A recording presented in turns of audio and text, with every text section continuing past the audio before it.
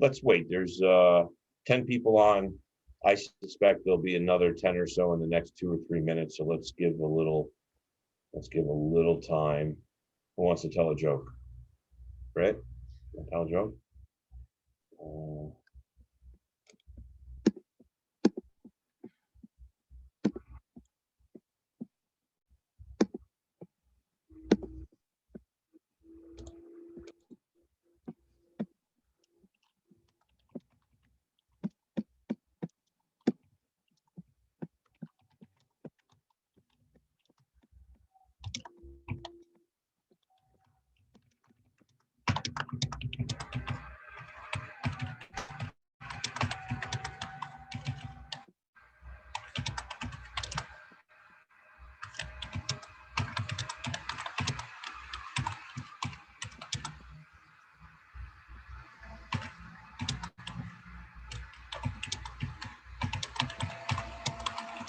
We're just buying a few minutes, right? 2 or 3 minutes.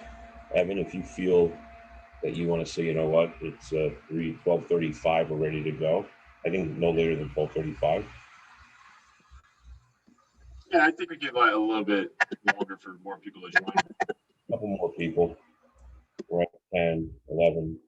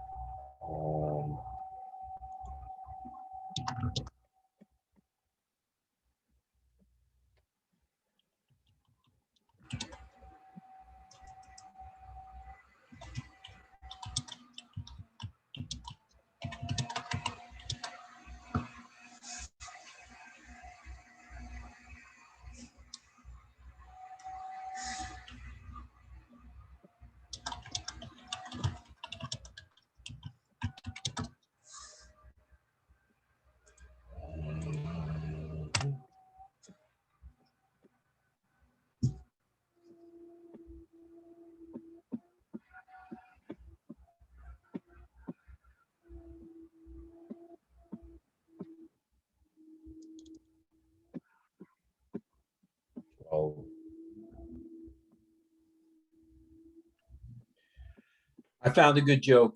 You ready? Please, it's a clean joke, I'm sure. No, of course. What's the best thing about Switzerland? Switzerland? Thinly sliced Swiss cheese? I don't know, but their flag is a huge plus. I dig it. Now you're going to force me to go look at what their flag looks like. Oh, you don't know what it looks like? I know what it looks like. It's red with a big white plus and sign in the middle. Is that like the Swiss Army knives? Yes. Okay, that I know. That's the flag. Okay. Why aren't koalas actually bears? I don't know why. They don't meet the qualifications. These are good jokes. Yeah, I looked them up on the internet. Yeah, no.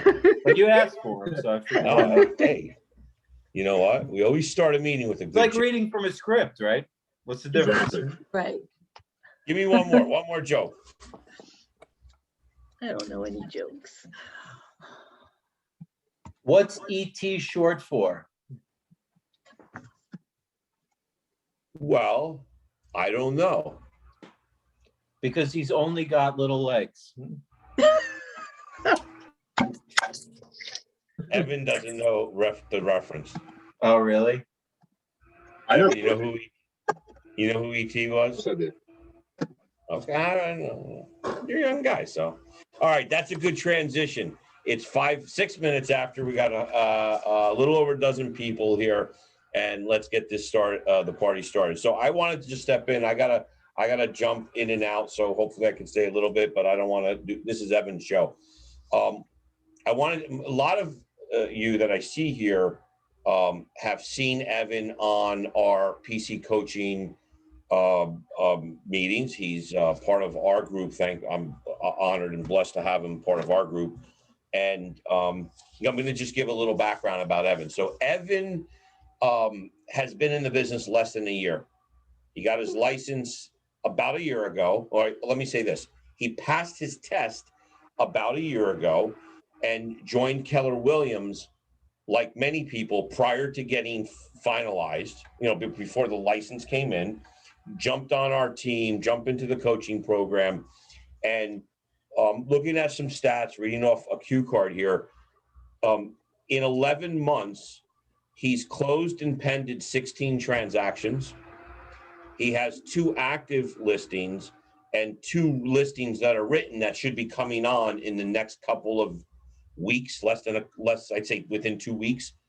And the 2 that are active, okay, we'll leave it there. Closed and pended 16 deals, 2 active, 2 under, 2 written. And the reason I share that is to say, well, who is this young whippersnapper who's less than a year in the business, and why did I ask him to host and facilitate what I believe to be the most important aspect of the business?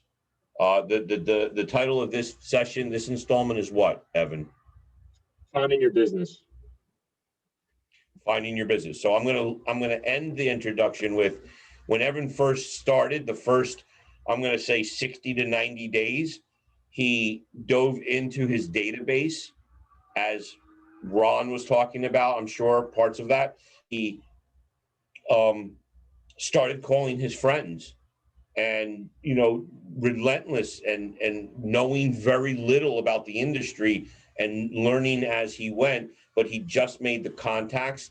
He found business, and his first 4 or 5 buyers, they were buyers of $150,000 to $250,000 deals, up out in God's country, in like places I didn't even know we had those names in Jersey. Like, where?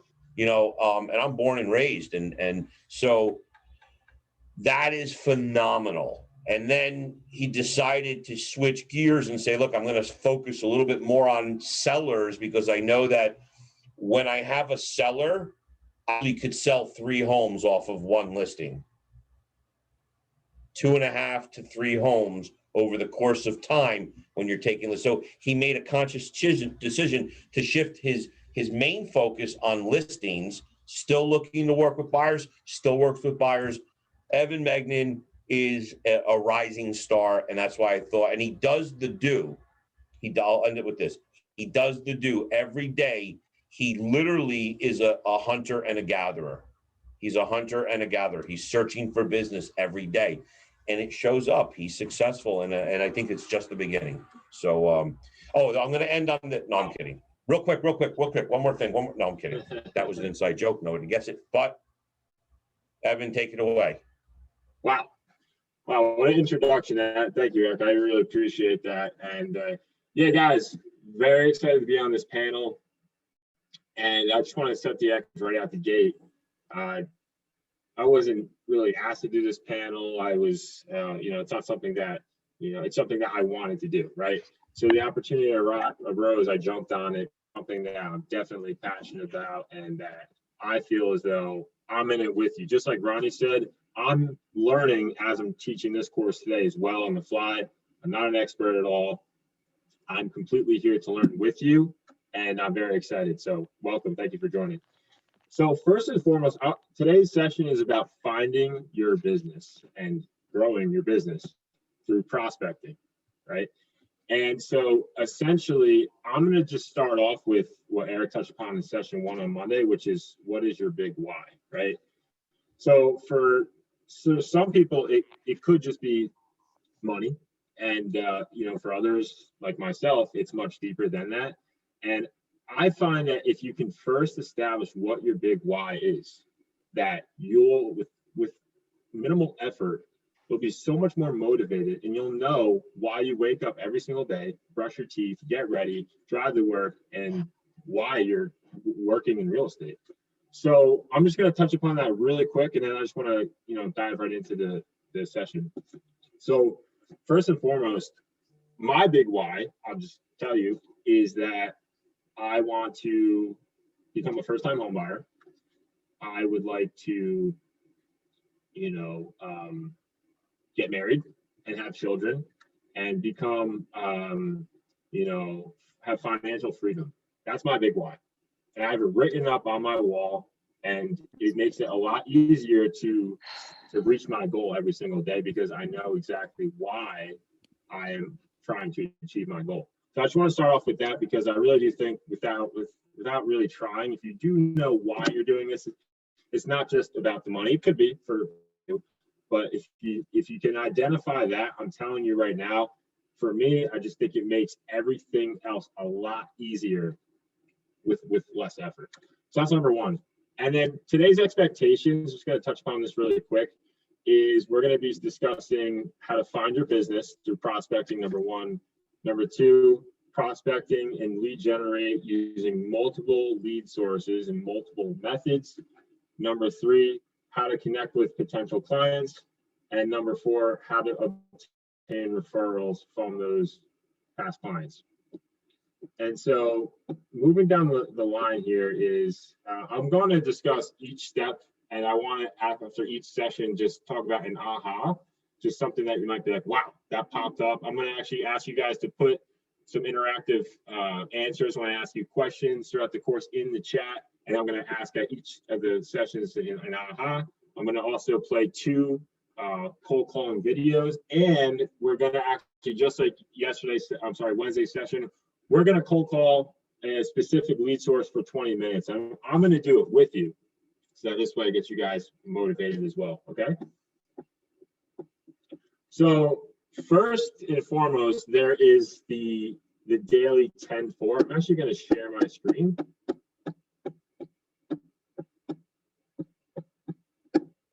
And if you need screen, I know Christina's here. Christina, if you could just please give me host access so I can share my screen.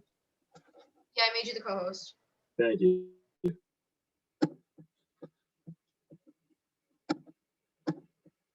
All right, great. So guys, this is the daily 10-4.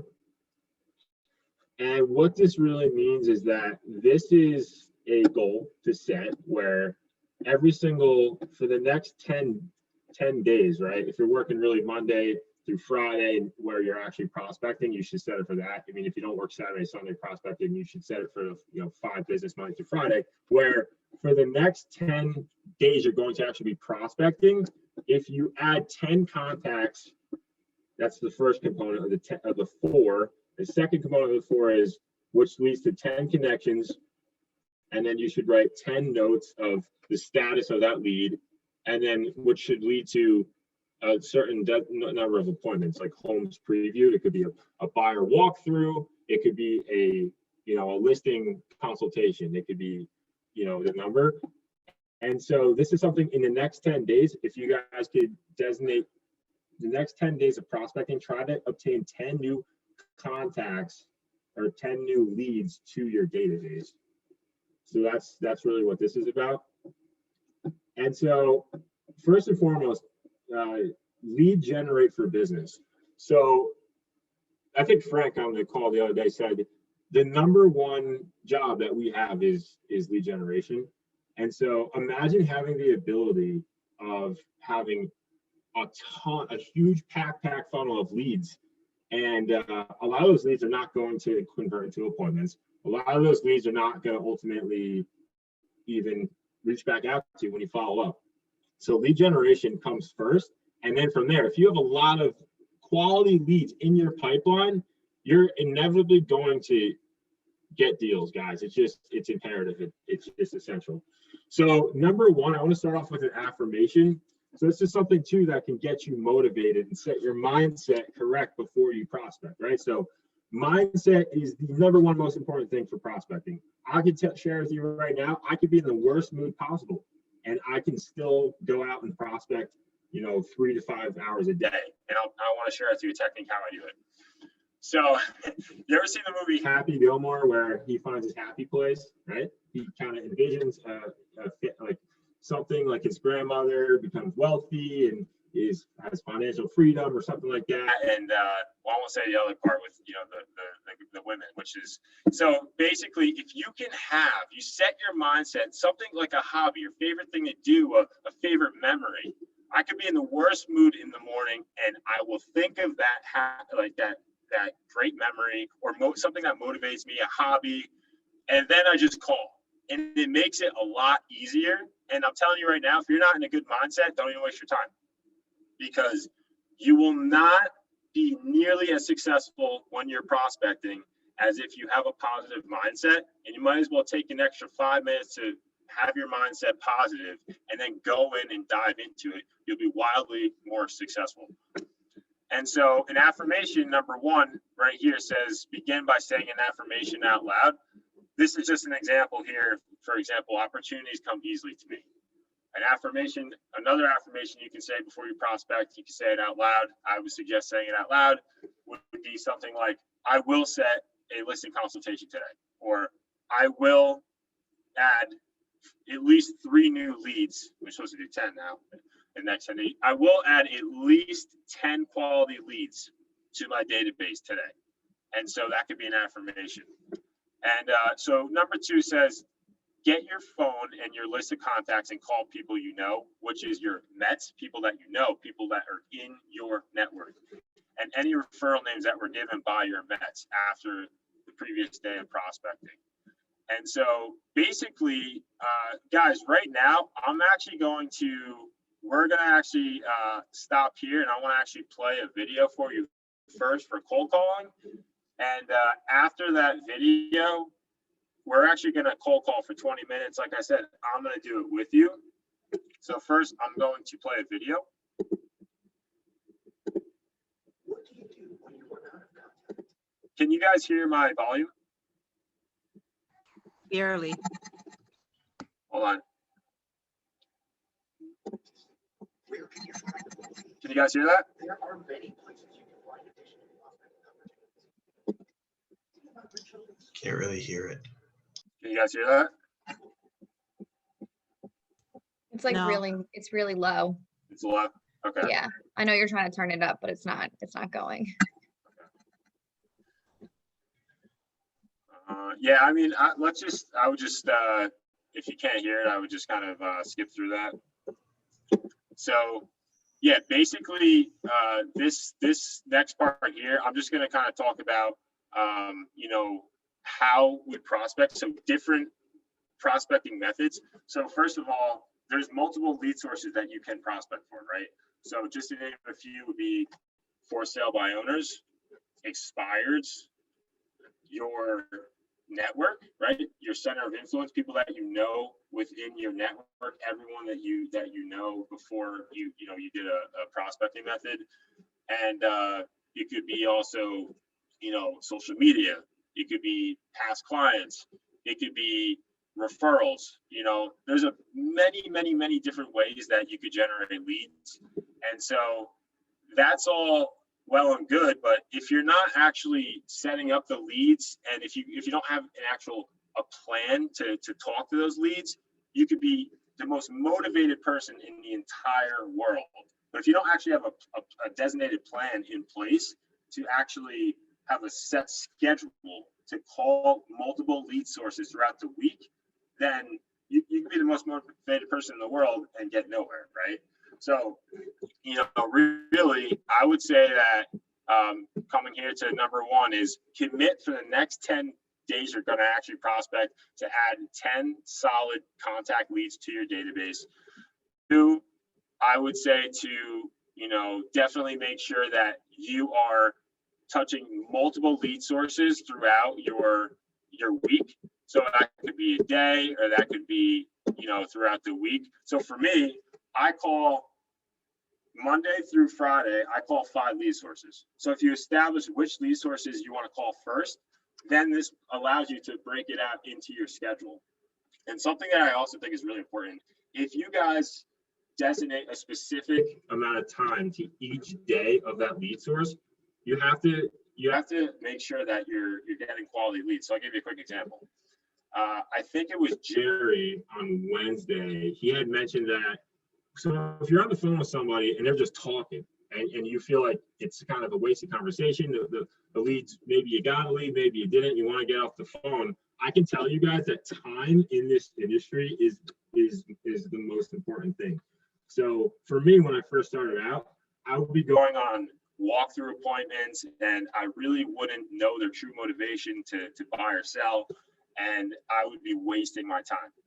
So what I'm saying, the point is, make sure you identify motivation as best as you can. You may not dive deeper to get the true motivation on the first call, and that's totally fine.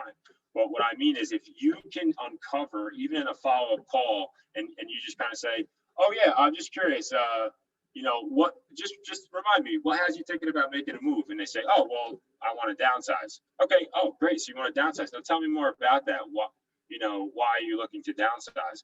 Well, because there's, you know, our kids are out of the house. And so, you know, it creates a little bit more urgency. And if you can start with the motivation, then it just makes it so much easier to save your time, because you can know that this is like a lead that is so unqualified and not motivated, and this can have you save time, and time is money, especially in this industry. So I want to definitely kind of call out, guys, I had put into the chat, I actually put into the chat scripts and objections. Everyone here that's in the PC group definitely has gotten a copy of this before. And I'm actually just going to quickly open it up and then share my screen.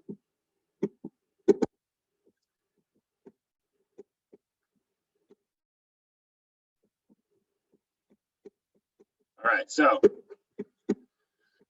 this is a PDF. If you guys don't have this, you can certainly reach out to myself or Joe Landon, and we'll shoot it right over to you.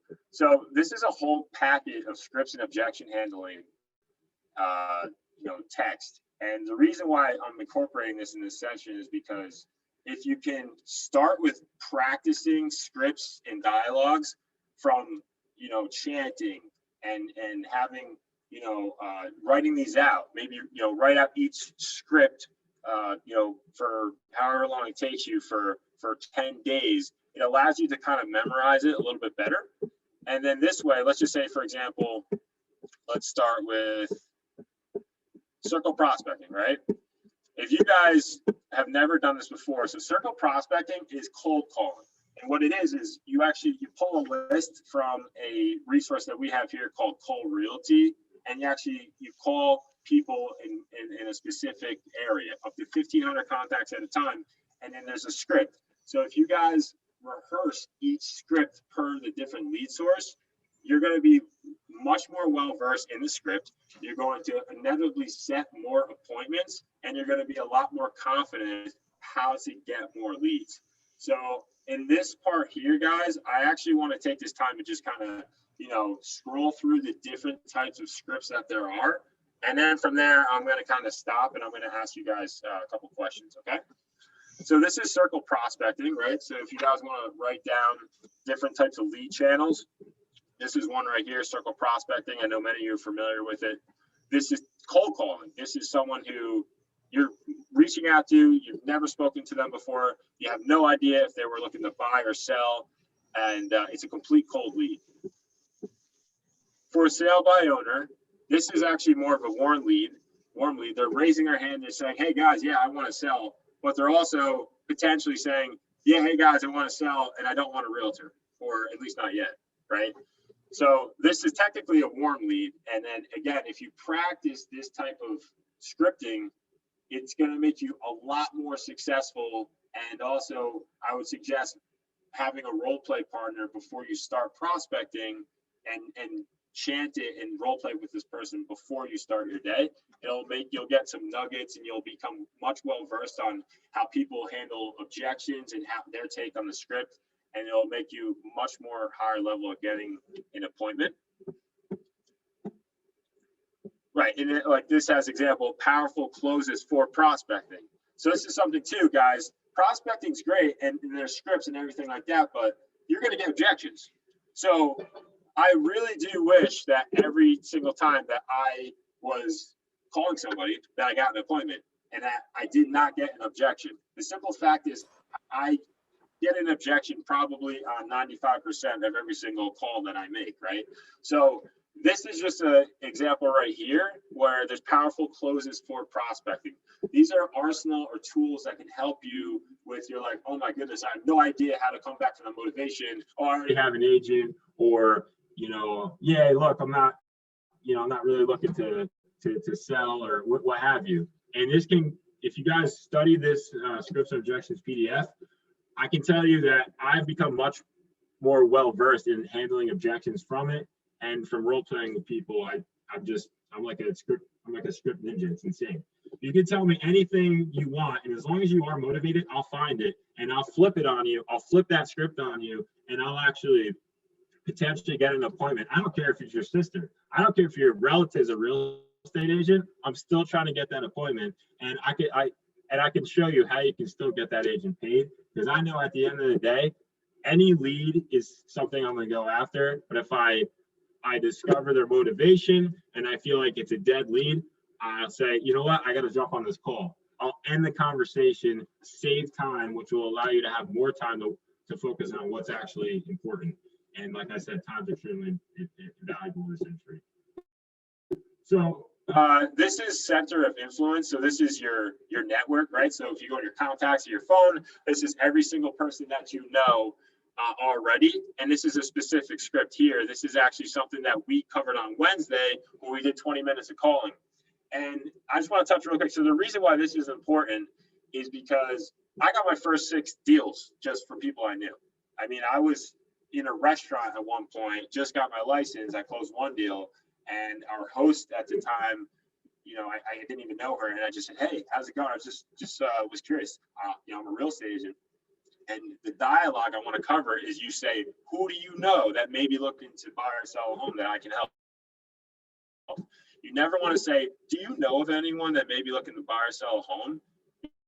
Because when you say, "Who do you know?" it almost it almost makes them feel obligated to tell you without even realizing it. So I said, "Who do you know that might be looking to buy or sell a home?"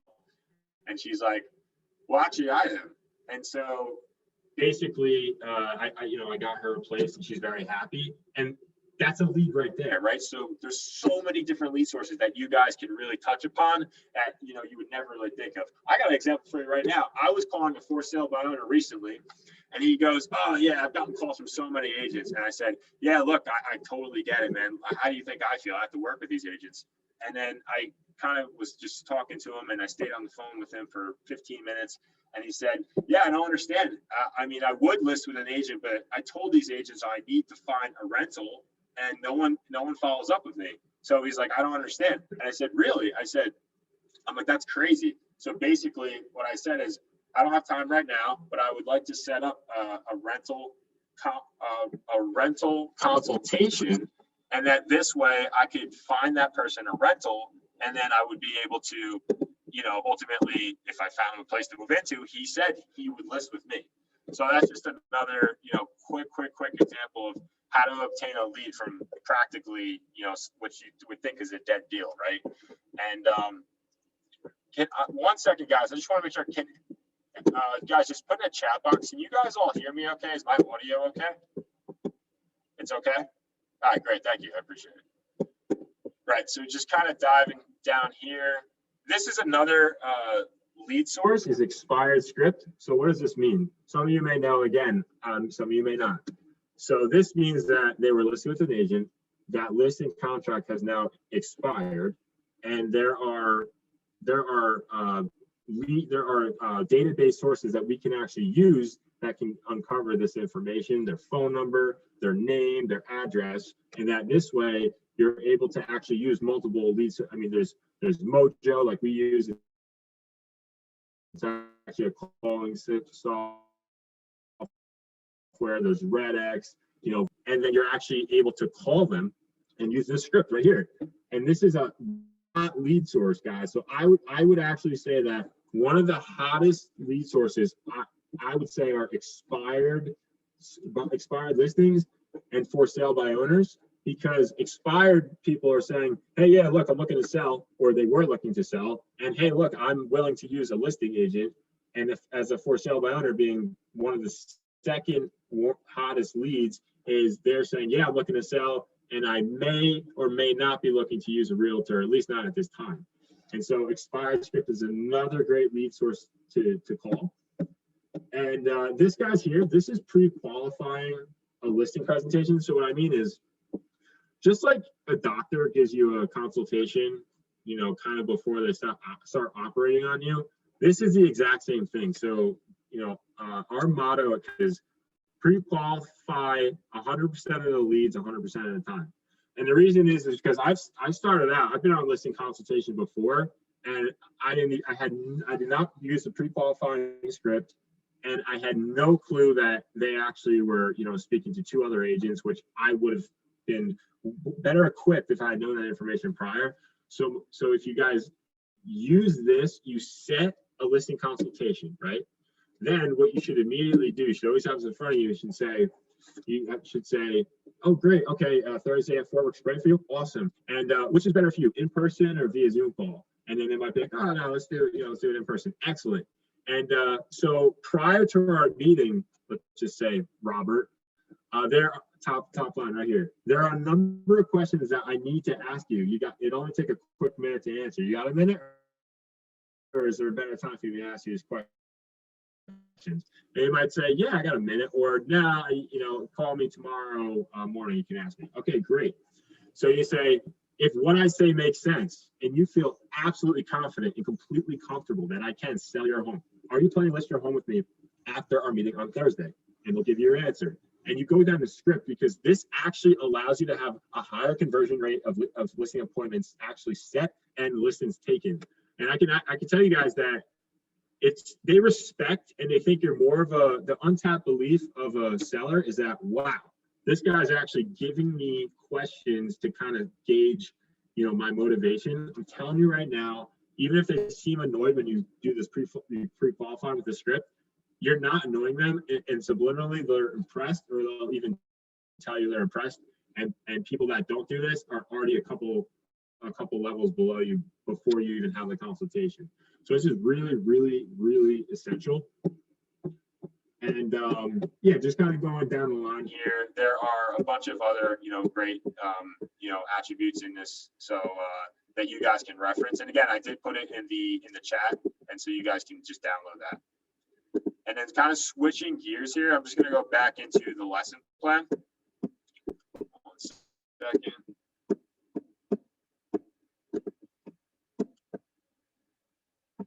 All right, so I'm going to kind of stop here actually, and I'm going to ask you guys from everything so far that I've covered in terms of, motivation, your big why, mindset before you prospect. Make sure you're in a good mood before you start prospecting. If not, think of that great thought or that great memory that you have, great experience, something that makes you comforted before you start prospecting. Get yourself, excited about prospecting, and practicing skip scripts and dialogues, saying affirmations to yourself to make yourself feel confident and worthwhile, and that I will set an appointment today, and the different lead sources that you guys can call. You guys have any ahas that you could think about just thus far that we've spoken about? Yeah, Evan, I really love it when you think of that moment that gets you through that moment where you had doubted for a second. That's so key. That's awesome. Yeah, it's really important. Like I said, I'm usually just in a good mood. I just naturally am. But I can say that if I'm in a bad mood, or I don't know, maybe I'm feeling like a little bit off, right? Because I start prospecting at 8:45 every Monday through Friday, right? I'm calling from 8:45 to 12:30 Monday through Friday. I am calling, and I'll tell you right now, in the beginning was not easy. Okay, so first of all, when you understand, like you're more like a script ninja. You're confident in what you're saying. That's all great, and that's the most important component. But if your mindset's not there, it makes it so much more challenging to make those calls and make a lot of them. Does anybody else have any other ahas that they can think about so far that we've covered? I have an aha. I mean, I have to do this with my other career. So I always have the mindset that I'm going to get the job, or that I already have something to offer them. In the same realm, like calling different venues to see if they want your band, you have to be basically selling your band. So you need to call up with the confidence. And I found in the past, I used to work with a nonprofit, so we were always calling up for donations, that the best mindset was to actually sometimes I would pretend I was somebody else. I would pretend that I was the super salesperson. And I would just have that mindset that, you know, the script was going to run off my tongue, or that, again, that end product was already something I was achieving. A side note though, for the expired MLS, where do I find the expired contracts? Would that be something on the MLS like you were just talking about? Yeah. Yeah, so you Okay. can if you filter on the MLS, right? Obviously, it depends which MLS you're using. You can actually filter Okay. by expireds, and Okay. it will not give you access to their phone number or email. So you really can't contact them unless you door knock them. Right. Okay. So you can certainly, and that's something and that's a great point. You could actually pull up in a specific, at the, town level, county level. You could look at expireds, and you can actually look at expireds, within a specific date range, and you could certainly, go and door knock them, but you have to I want to make very clear, you have to make sure that is okay. Like Ronnie had mentioned, that there are some towns that you are not allowed to door knock on. And so, I would be careful about that, but most of the time you're not going to have a problem with door knocking. Okay. But, so the way to get it, Sorry, but I was the way gonna to say, get you like just gave us another thing. the So phone numbers. door knocking might not be allowed in each town. So you would have to call each municipality up to find out that answer, or is there a list somewhere? Yeah, I think you could probably find it. You could certainly call the town. I think that would probably be the best way. Yeah, I would say call the Yeah, town. you'd call the town if you want to find out about a specific town. Yeah. Okay. And obviously with COVID, there's something you have to take into effect too, how that's going to come off, just to be, Thank you, Wilbur. right? Yeah, no, certainly. And also, because I think this is great too, guys, because a lot of you guys, unless you kind of just, I don't know, months from now find out, I think this is effective conversation from this session, is that there are multiple calling data grabbing companies that you can harvest to call expired listings for sale by owners.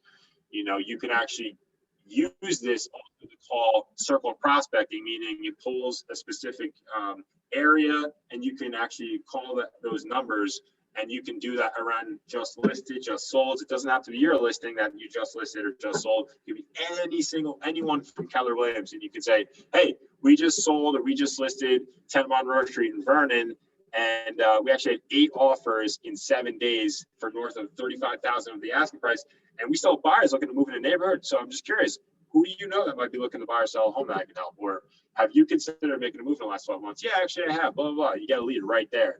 So my point is, there are multiple calling softwares that you can use.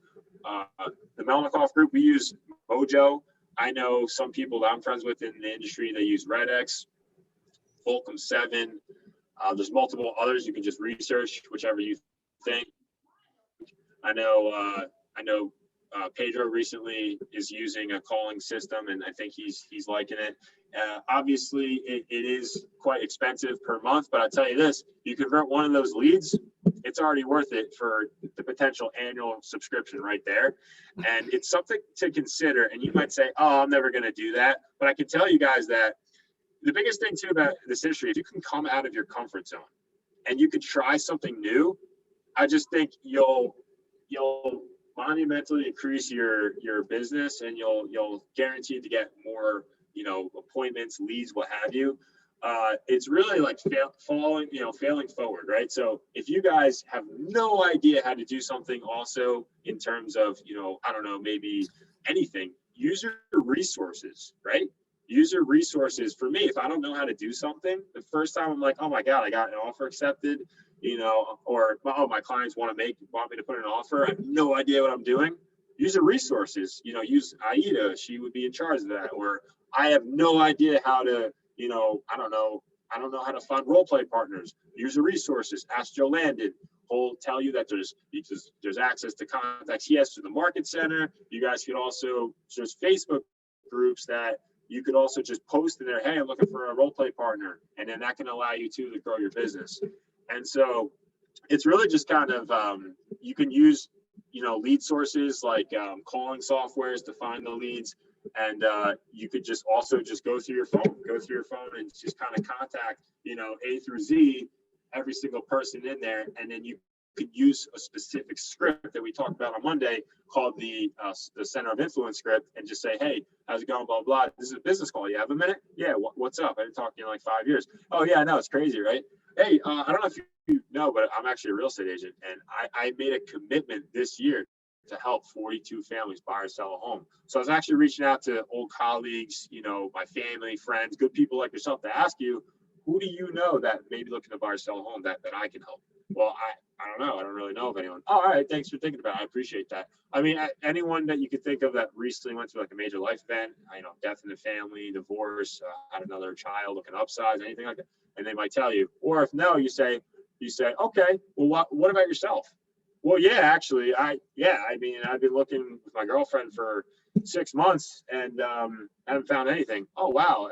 That's exciting. I'm just curious, have you been going out, just going to open houses yourself, or have you been working with a realtor? Yeah, working with a realtor. It's my cousin, whatever. That might be a lead right there. 6 months, they might not be happy. So the point is, if you guys can adapt multiple lead sources into your schedule, that will make you wildly more successful instead of just call one specific lead source, because that's something where you might kind of, I don't know, it's up to you, but you might kind of burn yourself out in terms of if you're only calling for sale by owners, or I'm only calling my network, which, by the way, that may work for some people, but I can share with you that if you touch other lead sources, you'll give yourself an opportunity to have a bunch of different channels of leads. I'll give you guys a quick example right here. I got one of my deals. It's crazy. So if you guys don't know about giving referrals out, you should be doing this. So if you guys ever feel like, okay, I have a lead, it's not my territory, or I have so many buyer leads, I don't have time to work with all of them, or they maybe they're a buyer and they're in a different location or state, you guys can certainly refer them to a top producing buyer or seller agent through filtering by command, right? So on command, if you guys go to command, I'm actually going to show you. Second. So if you guys go to, hold on one second. Can you guys see my screen where it says command?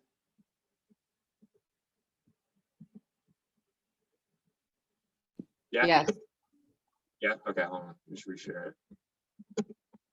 All right. Great. So yeah, if you guys go to command, right, and you go to this tab right here, right? So you just logged into command. You go to this tab that looks like a guitar pick. That's a referral tab, right? And then you go to the top right. You go to new referral, and then you go to find agent. So all we did so far, guys, we logged in, you go to the referral tab right here, my cursor is, looks like it's a guitar pick, populates you to here, you go to find agent, okay, and then in the top left here, you search location. Somebody shout out a town. Morristown. How about Dallas, Texas? Yeah, let's do an out-of-stater. But no, I think I appreciate the suggestion. So Dallas, Texas. Right. So this is overwhelming, but you guys now go to here, right? These 3 horizontal lines, you can filter by you can filter by sold listings, so seller deals, or buyer deals, right? Hey, I'm looking to move. I don't know why. I've had so many people I'm speaking to that are moving to Florida, and I've sent out so many referrals to Florida agents that I don't know why, but it just seems like most of the referral people I'm getting to send out are going to Florida. So I'll do the buyer, right? They need a buyer agent. And so I'll do this, right? Let's say 30, right? 30 buyer deals. Guys, this is within the last 12 months. And I'll prove to you why. This is not their entire reign of being a Keller Williams agent. These are top producers. This is someone who's done at least 30 buyer deals in the last 12 months, right? Plug and filter.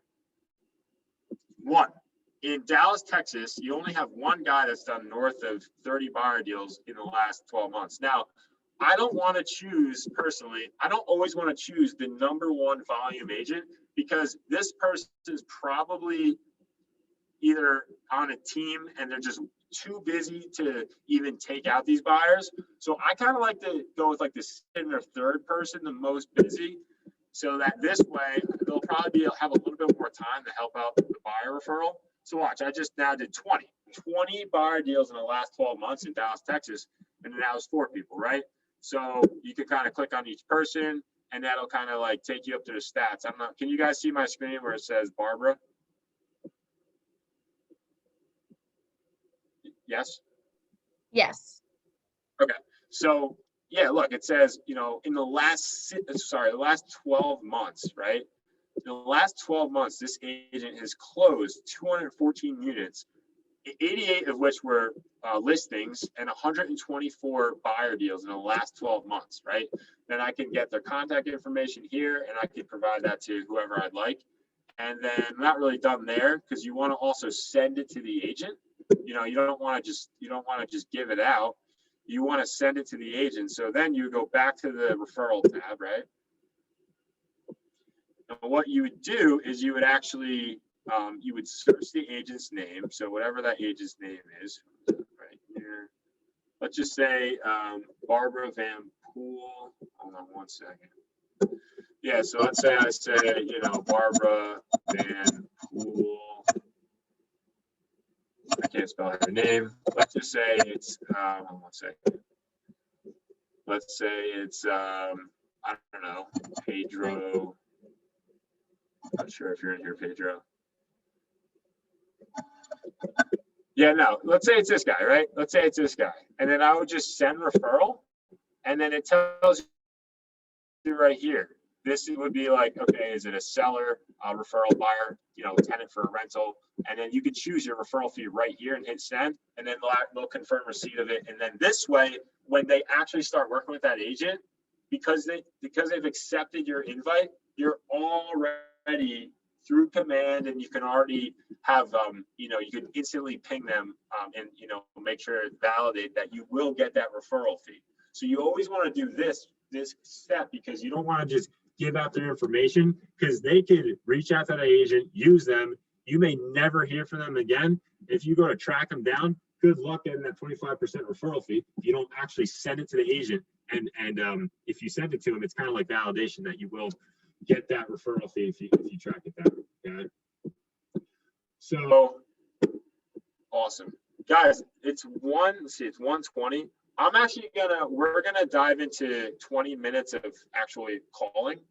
And so I'm gonna actually do this a little bit differently, where on Wednesday we did specifically our center of influence or database specific.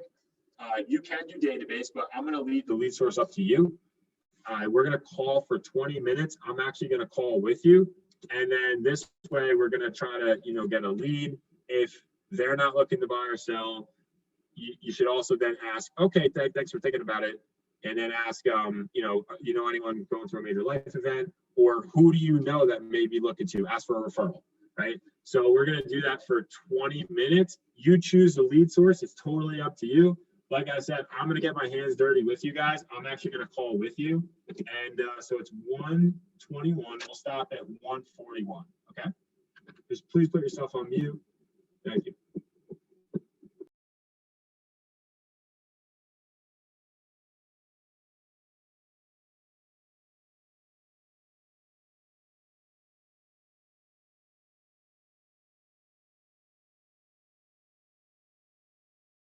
First one to get a listing appointment, Evan's going to buy them a steak dinner at the restaurant of your choice with a nice Merlot.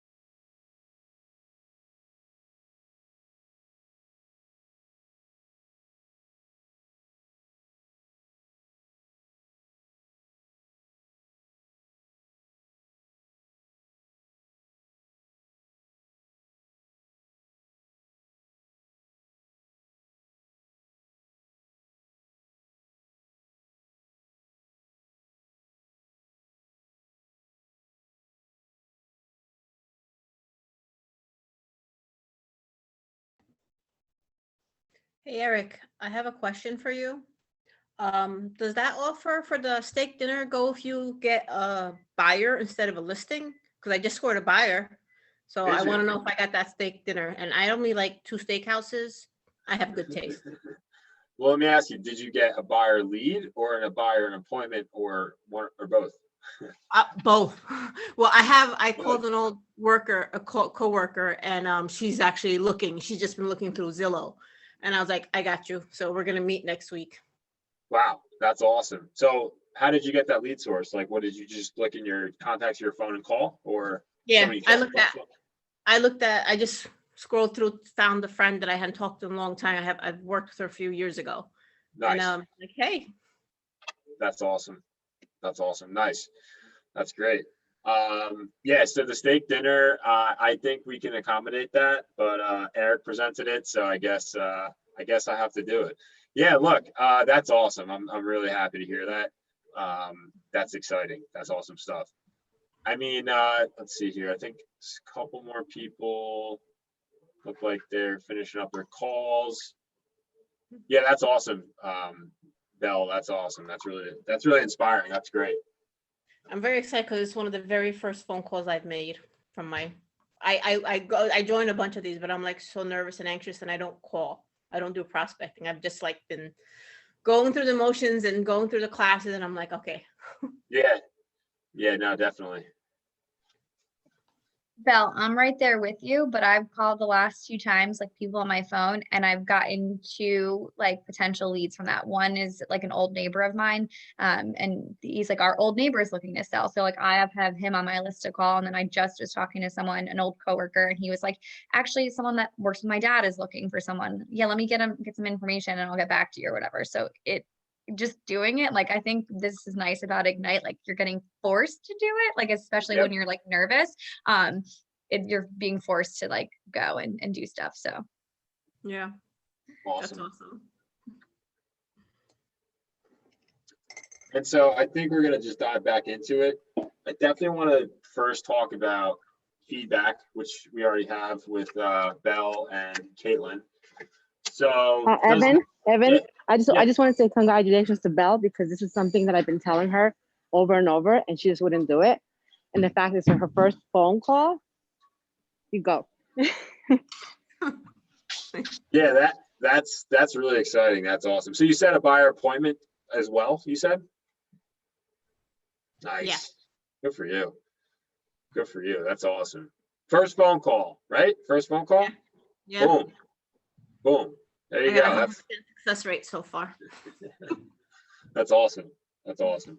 Did you kind of just like talk, or did you reference the center of influence script? You just kind of went for it. Like I just just kind talked because I'm a teacher and she's also a teacher in a district I used to work with. So I'm Yeah. like, I'm on maternity leave and I'm focusing on real estate now while I have the time off, and it started that way. I was like, how's school go? It was a conversation. I didn't hit the script because I knew her pretty Yeah. well. right. And she's like, oh, I'm about to get married. We're looking for a house. I'm like, that's fantastic, So No, that's exciting. And exactly, if you just make the contacts, then business will happen, right? And so I definitely want to ask anyone else if it doesn't really like just this specific call session or last call session on Wednesday at Ronnie. I want to know holistically both calling sessions. Did anyone get any promising leads or appointments? If yes, put it in the chat.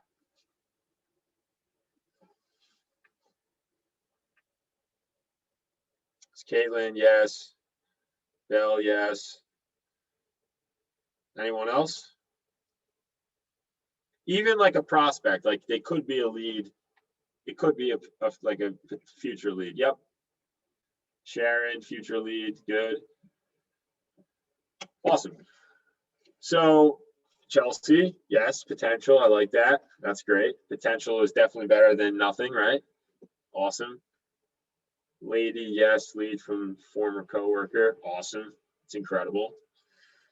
So yeah, I want to definitely dive back in, guys. I'm going to dive back in And I'm going to share my screen.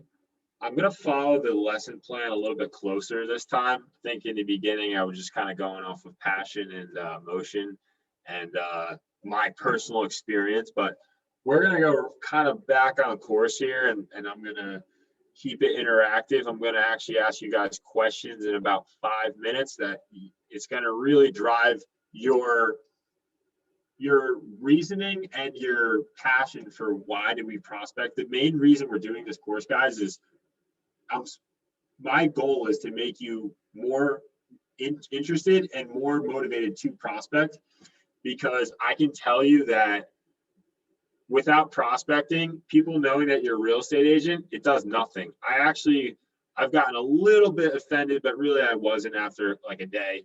Like, I know friends of mine who, you know, when I first got my license, they went with someone else, and I'm like, what the heck? Like, I made a couple social media posts. I'm an agent. I said, yeah, you know, I don't know. I know I spread the word, and I thought, you know, I got a lot of comments and likes on my Instagram, Facebook, whatever. And, you know, I thought that they would just kind of come to me in the beginning. Don't get me wrong. I did start hitting the ground prospecting my database, but I can share with you that it doesn't matter. Like, you could be brand new, and if you reach out to someone and follow up with them better and more effectively than someone else, you have a lot better chance of them going with you. I'll give you a great example. I will follow up for a lead. I will go for a lead at any point in time. My dad's best friend, I found out that he was actually using one of his friends to, you know, sell his house in my dad's neighborhood I grew up in. And I went for it. I didn't know that at the time. I said, hey, you know, Bart, how's it going? I'm not sure if you were aware that I'm actually a real estate agent. And, you know, I was, you know, heard whisperings that you might be looking to downsize into a condo. I was just curious. I said, you know, is that true? And he's like, yeah, but, you know, look, Evan, I appreciate it. I already got someone in mind. You know, I got my friend, blah, blah. And I was like, oh, okay. And I said, no, look, I completely appreciate that. I'm like, have you ever done a real estate transaction with your friend? Like, I had the courage to ask that because I don't care. So my mentality is crazy. Like, I don't care. Like, I'm here to make business. And I know that, like, don't get me wrong. If it becomes, you know, awkward with a friend or something like that, I'll step off. But for the most part, I'm still going to say, I'm assuming you're not already committed to that realtor, correct? Well, no, but I'm going to, because I just don't care.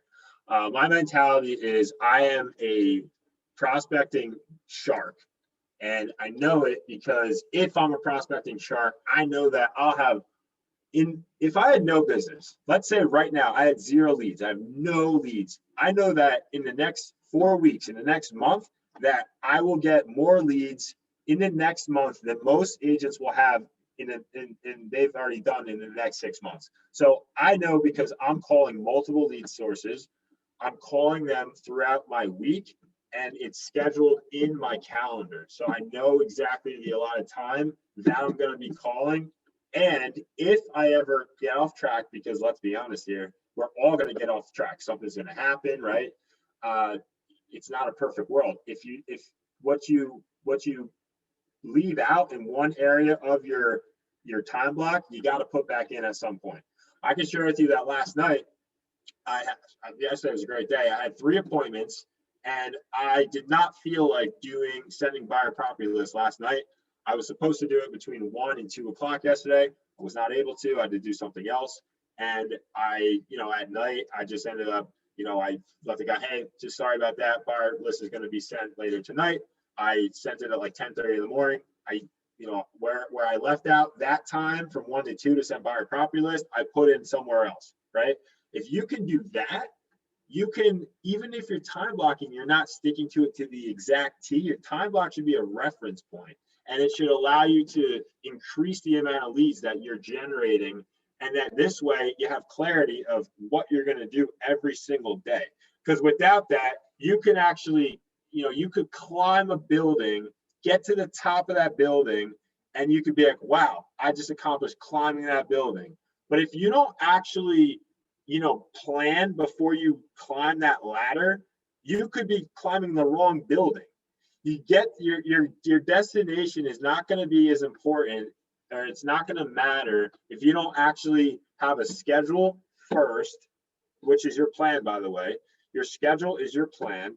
And then if you have a plan, you're able to hit your goal, right? And it's okay if you guys completely go off your track of your schedule in your day. You should try to stick to it, but if you can't, you should put back in where you left out at one point. It doesn't have to be the same day, but within the next couple of days, you should put that back in where you couldn't do it the day before, because if you do that, you will leverage your business, and that's really important. That's something that I struggle with still, and I know that if I do that, I'll monumentally increase my business. So I'm going to share my screen. I'm gonna stick on track to more of the lesson plan, guys. So right, lead generation is job number one, right? So prospecting is the quickest, most productive way to get leads and appointments for business. And you guys kind of see here this funnel. This is an awesome diagram. Here's why. I can tell you right now that I thought, until I recently went through all of my like promising leads, my hot leads, because I bucket my leads, by the way, guys. I bucket my leads in a CRM, which is the only way I'm able to do successful lead follow-up. I bucket my leads by cold, which is they're looking to sell in a year or greater, or warm, they're looking to sell in from now and then they're looking to sell the next 6 to 12 months is warm. So a year and greater is cold, 6 months to a year is warm, and 6 months or greater is hot, right? So I bucket 3 different leads. And so you guys look at this diagram right here. This is, I thought that all the hot leads I had in my CRM, I thought I had so many, right? And then when I actually went through it, I realized I really didn't have nearly as many hot leads as I thought I did. And I was spending way too much time, following up on those types of leads, where I could have been prospecting for more business to get more promising leads, right? So something really, really important to start off in this business, I would say to bucket your leads. If you don't use a CRM, get one. We use Real Geeks, you can use Command. I highly suggest you use Command, but you could, whichever you want. If you want to do an Excel spreadsheet, hey, that's up to you too. You can't really set reminders that way to lead follow-up. I don't suggest that, but even if you do an Excel spreadsheet, it's better than having it all on a notebook. Good luck with converting those leads as effectively, right? So the top of this funnel is leads. So the reason we prospect is to get multiple leads in our funnel, right? Because if we get more leads, the percentage is that you'll have more stronger people looking to buy or sell, right? So if you have a bunch of leads, you have maybe a handful out of those are like hot leads, and it kind of trickles down. So once you have more leads, you have a more higher chance of getting more appointments, and then you have more chance of actually getting an agreement, and then it funnels down to an offer, a buyer contract, or a listing contract, and then down to the closing payday, right? So that is so important, and I want to make sure you guys are aware that you want to also make sure that you have the mentality to follow up as much as you're lead generating. So that's extremely important too, and we'll touch upon that. So kind of going down here, I'm going to actually ask you guys some questions of what do you guys think the benefits of prospecting are, right? I don't want to just tell you, I want to ask you. So prospecting is an investment and commitment to your business. Prospecting is critical to your business for the following reasons, right? So I'm actually going to select someone out of the group, and I want to kind of ask you why you think prospecting, what you think the benefit of prospecting is. So I'm actually going to, one second.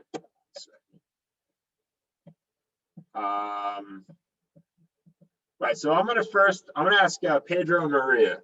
Pedro and Maria, what do you think? Give me one benefit of prospecting. Finding potential sellers, buyers. Right. Yeah, certainly. Finding buyers or sellers, absolutely.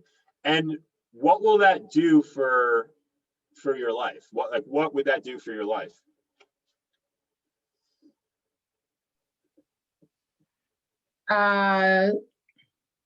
You can create business.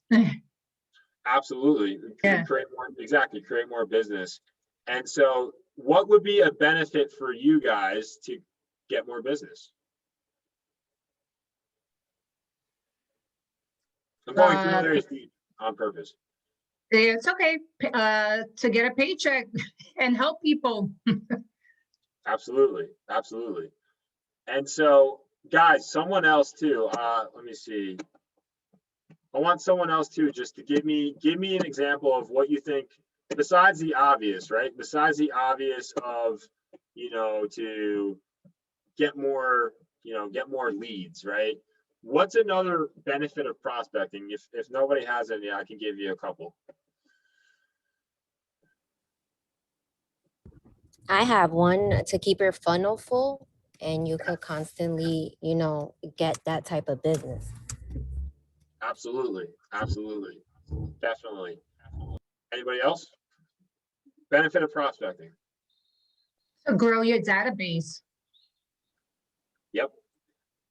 Grow your database, put in more leads that could potentially convert and give you a better opportunity of actually getting deals, right? Anybody else have any other benefits of prospecting? If not, I'll give you a couple. I'd say that it creates momentum and improves your confidence level. Yeah, certainly. Absolutely. Yeah. I know that if I have a listing consultation, or I set a listing consultation, I'm 6'6", I become 10 feet tall. I feel amazing. And it allows me to have more hope that I will now, I may now have more business after that meeting, or, shortly after. And so for me, benefits of prospecting are, I will have more confidence. If I get a lead or a strong lead or set an appointment, I will feel better that I have the opportunity to make another deal. I will have a better chance at not living paycheck to paycheck by prospecting. I will have the opportunity to have more financial freedom. I'm not going to have financial freedom for, right out the gate. And I'll have a better opportunity to buy things that for entertainment, enjoyment. I'll have a better, less worry in my life. Benefits of prospecting, less worry in my life. I'll have a potential opportunity to close more deals, which means more money. More money for me allows me to, buy things that keep me happy, stay afloat, and not have to live paycheck to paycheck. So benefits of prospecting is kind of less worry, excitement, and it's more of, even more motivation that, wow, I can do this. It's actually working for me, and I can go out and do it again, right? So that's another reason. And so the myth of prospecting is that you're annoying people, which you may then, also be feel afraid of rejection, right? So for me, I personally, my mindset is that I'm coming from contribution. So I know I'm not annoying them. And even if I am annoying them, that's fine, because I know that if I didn't reach out to them, I wouldn't have the opportunity to potentially have a new lead, right? So I think it's important that, and I really mean this. If you have a mindset, Ronnie said it on Wednesday, that I'm coming from contribution, okay? Have that mindset and you include those type of vocabulary in your language. Yeah, I'm just trying to come from contribution, or I'm just trying to provide you with value. You say those things. Also, here's like a weird thing that I do. It just, for whatever reason, it works for me. When I'm calling people and they answer the phone and I ask them like a question and I shake my head like a little bit to myself, I don't know why, but I get better results. So it's all about like mindset. So for me, if I ask someone, I'll just like, yeah, look, I'm not going to list with you. I don't even know you, or I already have an agent in mind. I'll do this right here. I'll say, may I make a suggestion? Yeah, what's that? I would like to apply for a job of selling your home. Are you familiar with the techniques that I use to sell homes? No, I don't even know you. Really? Wow. What would be a better time for me to show you? I have an availability on Saturday at 11 or Tuesday at 4:30, which is better for you? Yeah, I mean, Saturday at 11. You would be so surprised that if you ask for an appointment, right? You got to also make sure you ask for the appointment, that you have a lot higher chance of, actually getting appointments, right? So my point to this, one second. My point to this is that don't be afraid of annoying people, because at the end of the day, you have to have the mentality that you really are trying to, eliminate the word try, you really are helping people, right? You are helping people potentially buy or sell a home, and that will potentially help them relocate, get into a more desirable location for whatever, get the home of their dreams, save money, from selling their house, and now they're downsizing, their monthly mortgage is less expensive, and or they cash out or purchase an investment property. You're really changing someone's life for the better. And I can tell you this is as long as you have the mindset that you're actually coming for contribution, you're helping people, you won't be worried if you're annoying people, and you won't care about rejection. Rejection's a lot easier if you're like me and you just don't care. I can tell you guys this, I get people at least 3 times a week, to tell me to go fly a kite, and I smile and I really don't care. It rolls right off my back, because I honestly don't care. I don't care what anyone thinks of me. I care about what my goal is, and I know that the more prospecting that I do, the more contacts I make every single day, that I have a lot higher chance of hitting my goal. And that's something that no one will ever get in my way of, and I do not care. So the truth is that prospecting equals meeting people and building purposeful business. And then relationships equals strong real estate business, right? So ultimately, prospecting is something where you're not going to annoy people as much as you think. If you are, who really cares?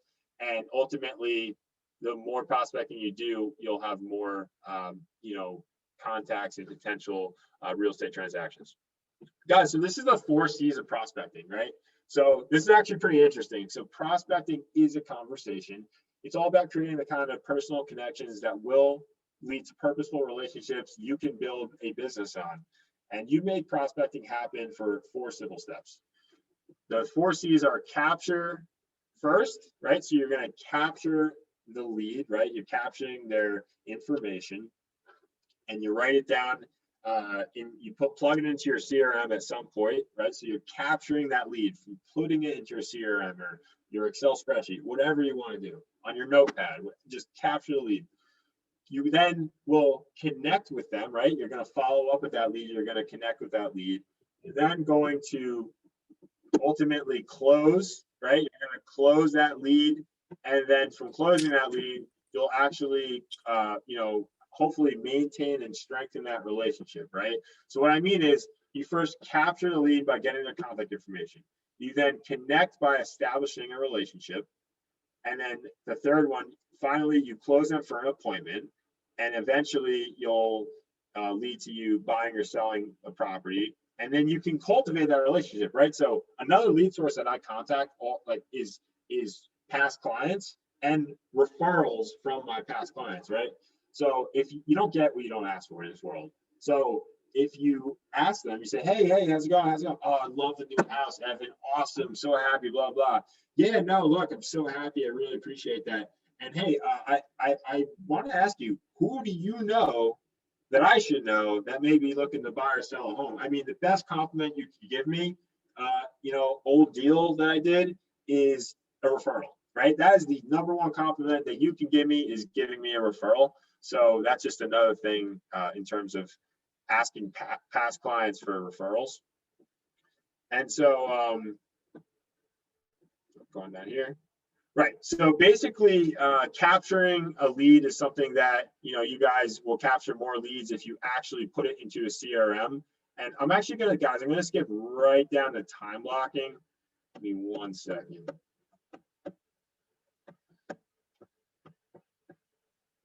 Yeah, I want to get into time blocking. I think that's extremely important. So that's number 23. All right. Yeah. So guys, time blocking, right? If you guys don't already have a planner I would highly suggest getting one, right? Getting a planner and having something you actually, look, touch, feel, draw on, what have you. If you guys don't have, like a planner, color coordinate your planner. It also will allow you to be, you'll have clarity in what you're going to do, right? So for me, my biggest challenge before was time blocking. And I can tell you guys, since January of this year, I have my schedule all laid out for the whole week before Monday morning. Before I get into work on Monday, I'm not talking about during my, my prospecting time. I'm not talking about during my role playing time. Before you guys start your day, you can do it on Monday. Before you start your day on Monday, you should have your goal, right? So you should have your goal laid out, whatever your economic model, if you guys have an economic model filled out. If you don't, I would highly suggest having one right now. I have one right here. My goal for 2021 is to close 42 real estate transactions. The reason I'm comfortable sharing that with you is because if you put it out there, you have a lot higher chance of actually reaching that goal. So for me, my economic model, I know exactly what my goal is, and I'm going to tie this to having a set schedule. So my goal is 42 transactions in 2021. It's to actually do list and sell 26 homes and close 16 buyer deals. And I got it down as granular as I know that I have to take 3 listings a month and I have to do 2 buyer deals a month, right? So for me, how do I do that?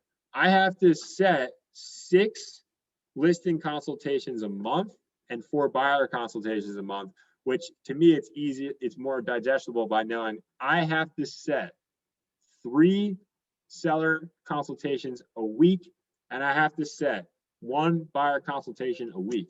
Imagine having the clarity in your mind of knowing how many appointments per buyer seller that you have to set every week. Imagine having that clarity, and imagine having that goal built into a schedule.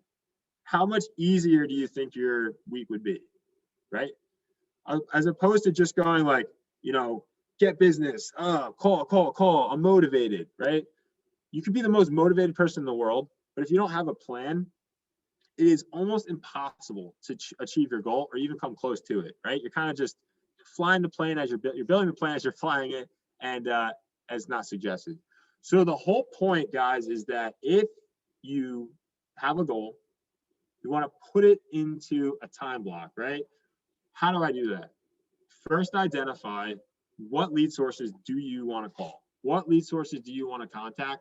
Like I said, I have 5.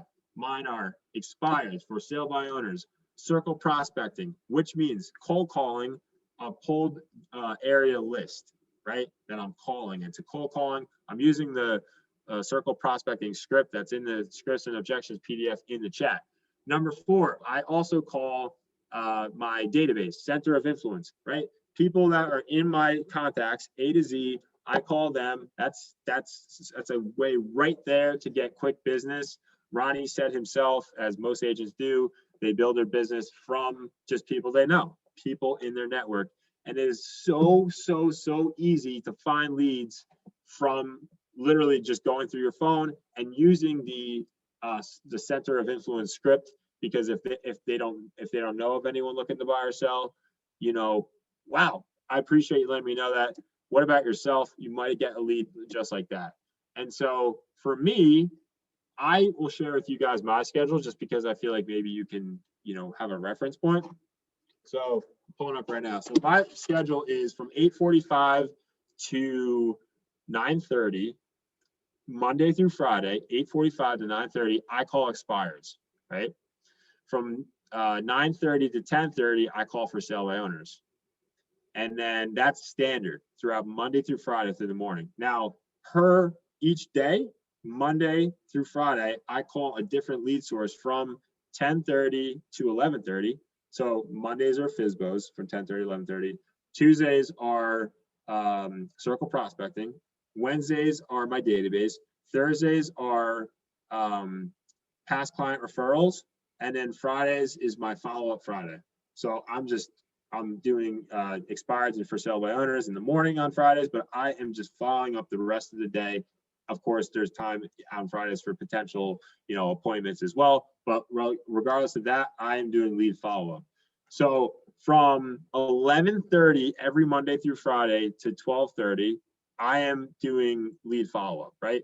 Monday through Friday, I'm doing lead follow-up because, guys, here's a mentality I can share with you that I've been more successful at setting more appointments with.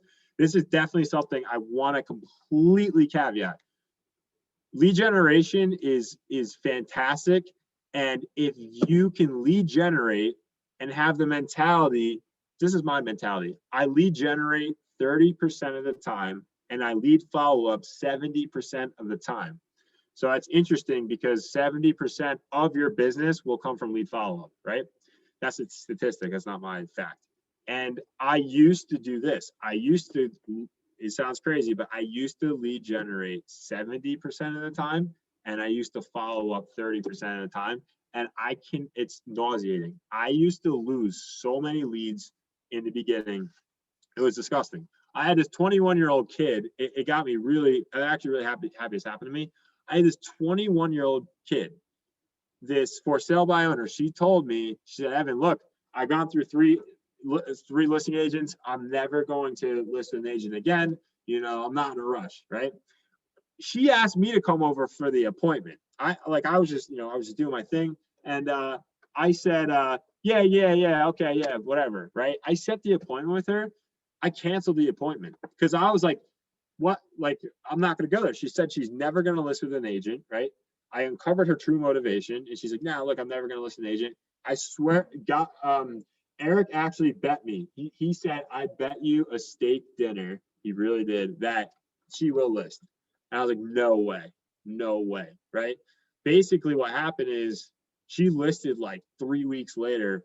I looked up the agent, very young kid, good for him. It motivated me, right? So my point is that if you lead follow-up, maybe it's up to you, but a lot of people say 50% lead gen 50, follow-up 50. I changed. I lead gen 30% of the time. I lead follow-up 70% of the time. And I can tell you this, since January, I'm averaging setting at least 2, it was 3, but now I'm averaging setting 2 listing consultations every single week, right? And so if you can do that and you increase your lead follow-up skills, you're going to get inevitably so much more deals that you're gonna be so happy that you had it. So again, my mentality is 30% lead generation, 70% lead follow-up. And if you have that mentality and you have an organized CRM and you effectively time block your schedule and you know what your goal is, I just think that you're inevitably going to be successful.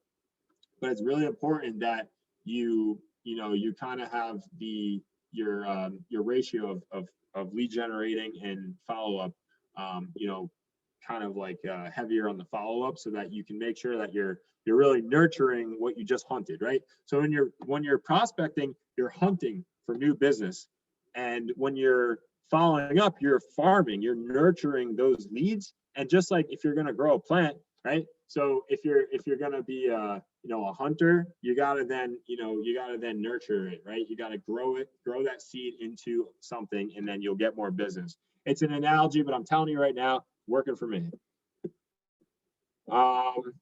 So yeah, basically, I am not able to share with you guys the videos that we had about these videos right here about prospecting, because I can't share my audio. But hold on one second. I'm actually gonna do a quick Q&A, if that's all right with you guys. Quick Q&A here is let me see. I'm gonna pick on somebody. Let's see. I'm gonna pick on Joe Landon. You got it, Evan. Joe, let me ask you a question. So what is what's the lead source that you're the most comfortable with calling, would you say? Past clients' sphere of influence. Past clients' sphere of influence. Okay, nice. And what's the lead source that you're least comfortable with calling, or that you would like to call that but you don't? Fresh expires. Fresh expired. So you would like to call fresh expireds, but you don't feel comfortable, or you don't, or both? No, I just don't. I've felt comfortable doing it. I just don't. So it's like you said, it's something that I would look to do more of. Although there's not a lot of expireds right now, so I've been doing old expireds, a little softer. Right, that's true. So let me ask you a question, Joe. What would your world look like if you attempted to make the time in your schedule to call those expireds? You know, what would that, let's say it's successful for you. What would that do for your world? Well, if I were to call expires, it would obviously turn into more transactions, which may change the way that I approach doing it again, I guess, obviously. Yeah, no, certainly. It would probably increase the amount of appointments. You might also, if those expireds are not looking to use you as your agent, it's very possible too that they, you know, maybe know someone looking to buy or sell, maybe as like a referral, or it's even possible that they're now under contract. Sometimes with expireds, they did sell, but now they're looking for a house. I've had that plenty of times where I'm calling expireds and it turns into a buyer lead. I've had that plenty of times. So yeah, it's definitely another source that if you made that commitment, you got out of your comfort zone a little bit, that I think great things could happen, right? Sure. Right. And let's see, I'm going to choose somebody else. Let's see, Pedro. Yeah, buddy. Pedro, let me ask you, so what lead sources do you primarily call right now? Right now, FISBOs and expireds. Awesome, FISBOs and expireds. And would you say that at this point it's something that you're comfortable with, or you're still a little bit uncomfortable with some of them, like the scripting? How do you feel when you call them? How do you feel? I'm doing it quite a lot more than what I used to, so I'm getting a little bit more confident, especially with FISBOs. Expireds, I'm warming up to the whole concept of expireds and the script itself, but I'm certainly getting more comfortable with it. Awesome. And Pedro, what lead source are you not calling that you would like to call? I would say more my center of influence. Okay. I think I could be doing a lot better with that. Got it. And so why don't you call them? I think a lot of these people, you know, I come from a restaurant background, and a lot of the numbers that I got were just general acquaintances, not like really close friends. Right. Some of them I haven't spoken to in like 2-3 years, you know, so, you know, you call someone out of the blue, you know, which I have called, but, you know, what I've tried to do is not make it about real estate. The first, you know, interaction, just like, hey, how you doing? Catching up, what have you been up to, whatever. And then the second time I communicate with them is when I start to, you know, really let them know I'm in real estate. Who do you know that's looking to make a move? And most of the people that I know were in New York. And I literally spent, you know, even though I've been in Jersey for 20 years, I literally spent 90% of my time in New York. And so, you know, all my leads that I would have, friends are all in New York, and most of them don't want to come to Jersey that I know. Right. But I know that there is traffic coming into New Jersey. Right. So, you know, I've actually gotten one lead source that I sent out as a referral because he doesn't want to move to Jersey, he wants to move out to Long Island. Right. I set that up, and that's it, I guess. Nice. That's a great point too, guys, because here's the thing. I definitely need to get better at this myself, is sometimes too, if there are so many people that I reach out to in my database, right? So in my phone, in my contacts, so many people I reach out to, and I tell them I'm in real estate, or they already know, and I just, kind of ask, who do you know that might be looking to buy or sell? No one, what, and they are, right? What about yourself? Yeah, I've been looking. They're out of the state, right? Or they're south of the Middlesex County area of Jersey, which I don't cover. I'm anywhere north of Middlesex County, right? So I send out a referral, and I have to get better at this, because honestly, I have a lot of referrals that I can actually send out to people, but I actually don't. So Pedro, what would it look like, right? You have all these people that you mentioned that are from like the New York area or like out of state.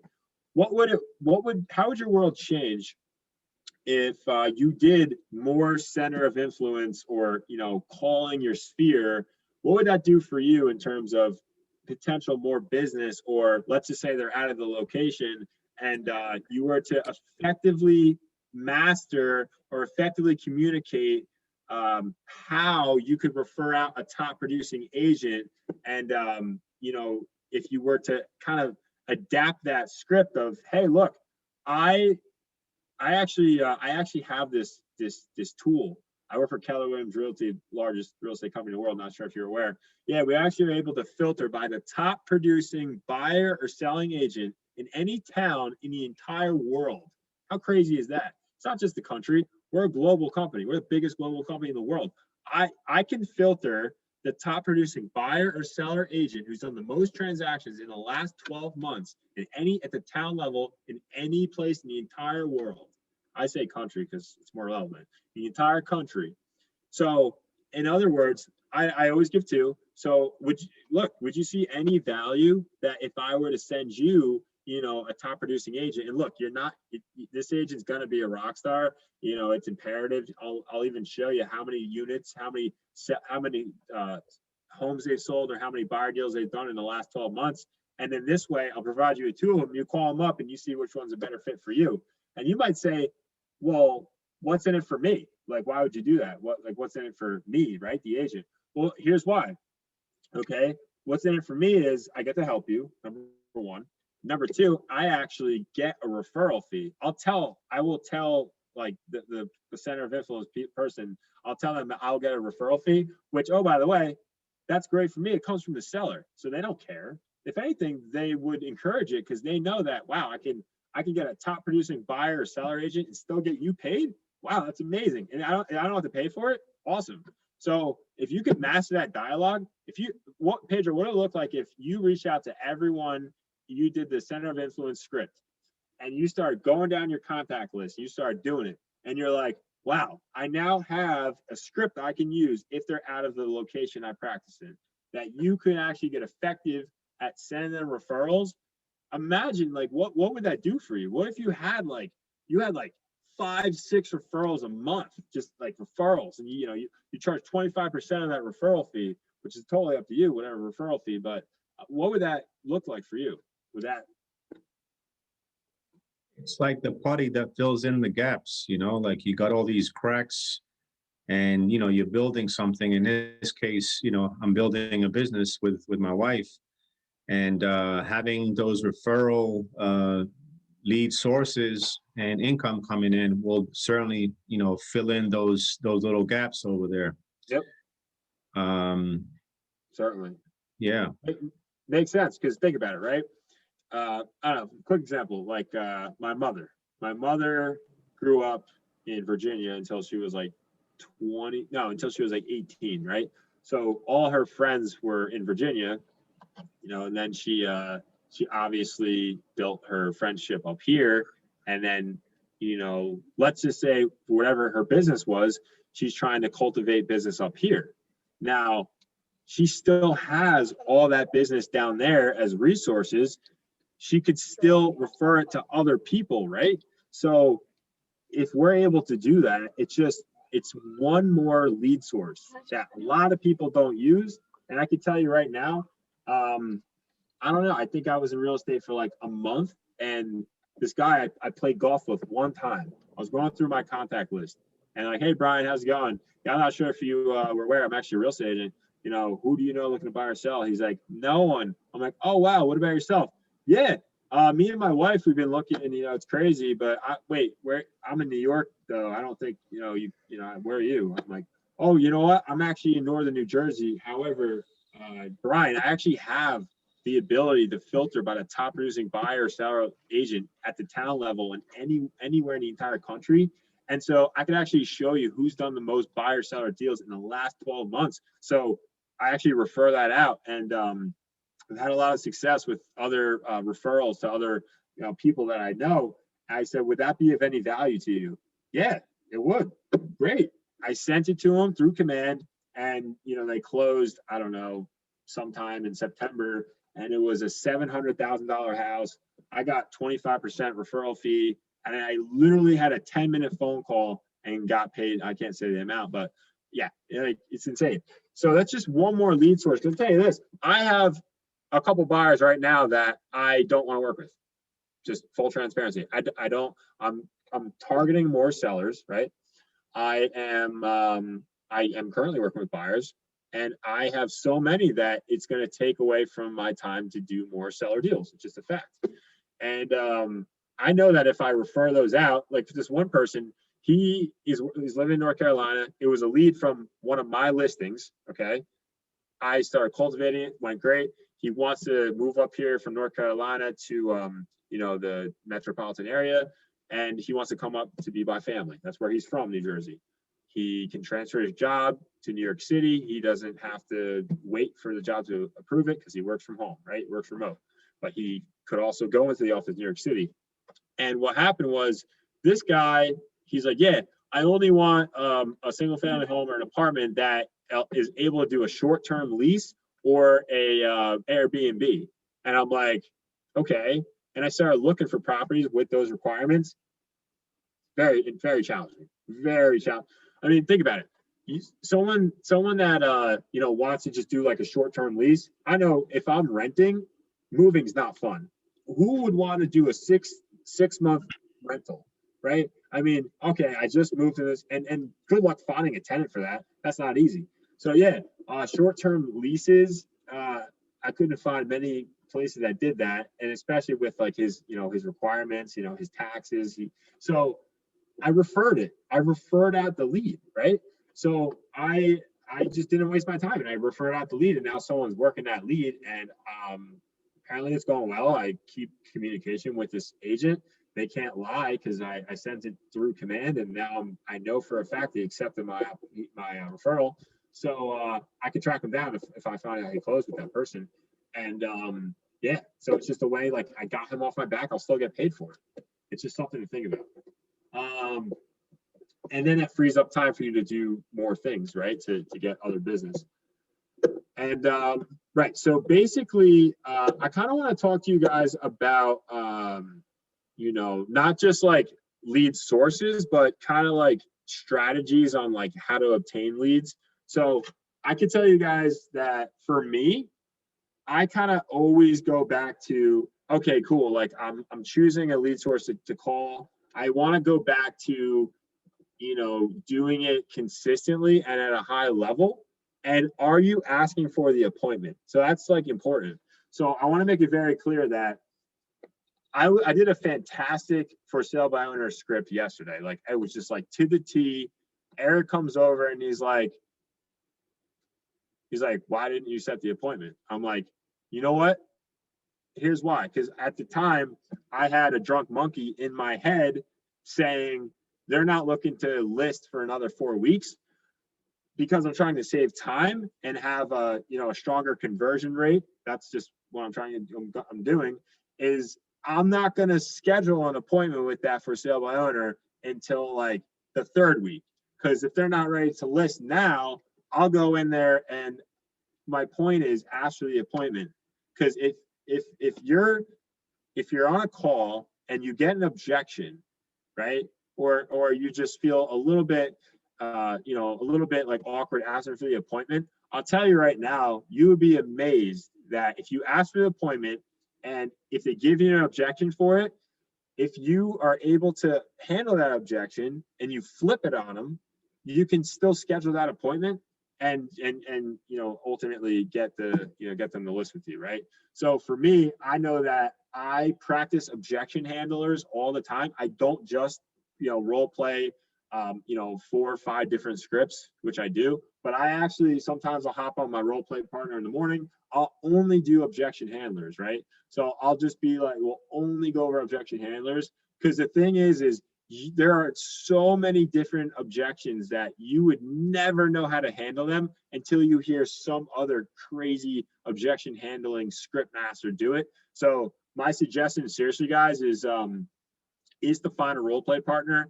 If you feel like you want someone a little bit more challenging than a beginner level, there are multiple Facebook groups that we can actually share with you guys that you can put in there and ask them, and that this way you could have a really strong role play partner. So that's really that. And yeah, guys, I'm gonna just reshare my screen here. I want to get kind of back into the lesson plan, but I'm gonna just kind of stop right now and ask, do you guys have any questions? Any general questions at all? It could be about anything. It could be about something you're uncertain of in real estate. It could be, mindset, how do you get yourself motivated? How do you find the time for something? Anybody have any like general questions of challenges, or anybody have any challenges that they'd like to discuss? Evan, I just want to, oh, go ahead. No, go ahead. No, go right ahead. No, go ahead. I just want to make a comment. Go ahead. Okay, so I'm going to be totally honest here. I really hate phone calls. And I think that I really dislike them because I dislike getting those kind of phone calls. So that's my challenge. I think I'm going to be really great at open houses. I think I'm going to be really good at social media. I have thought about the referral aspect of real estate. But that being said, I can tell you, like, our 2 little exercises, like on Wednesday and today, I did actually get information that was useful. So it was helpful.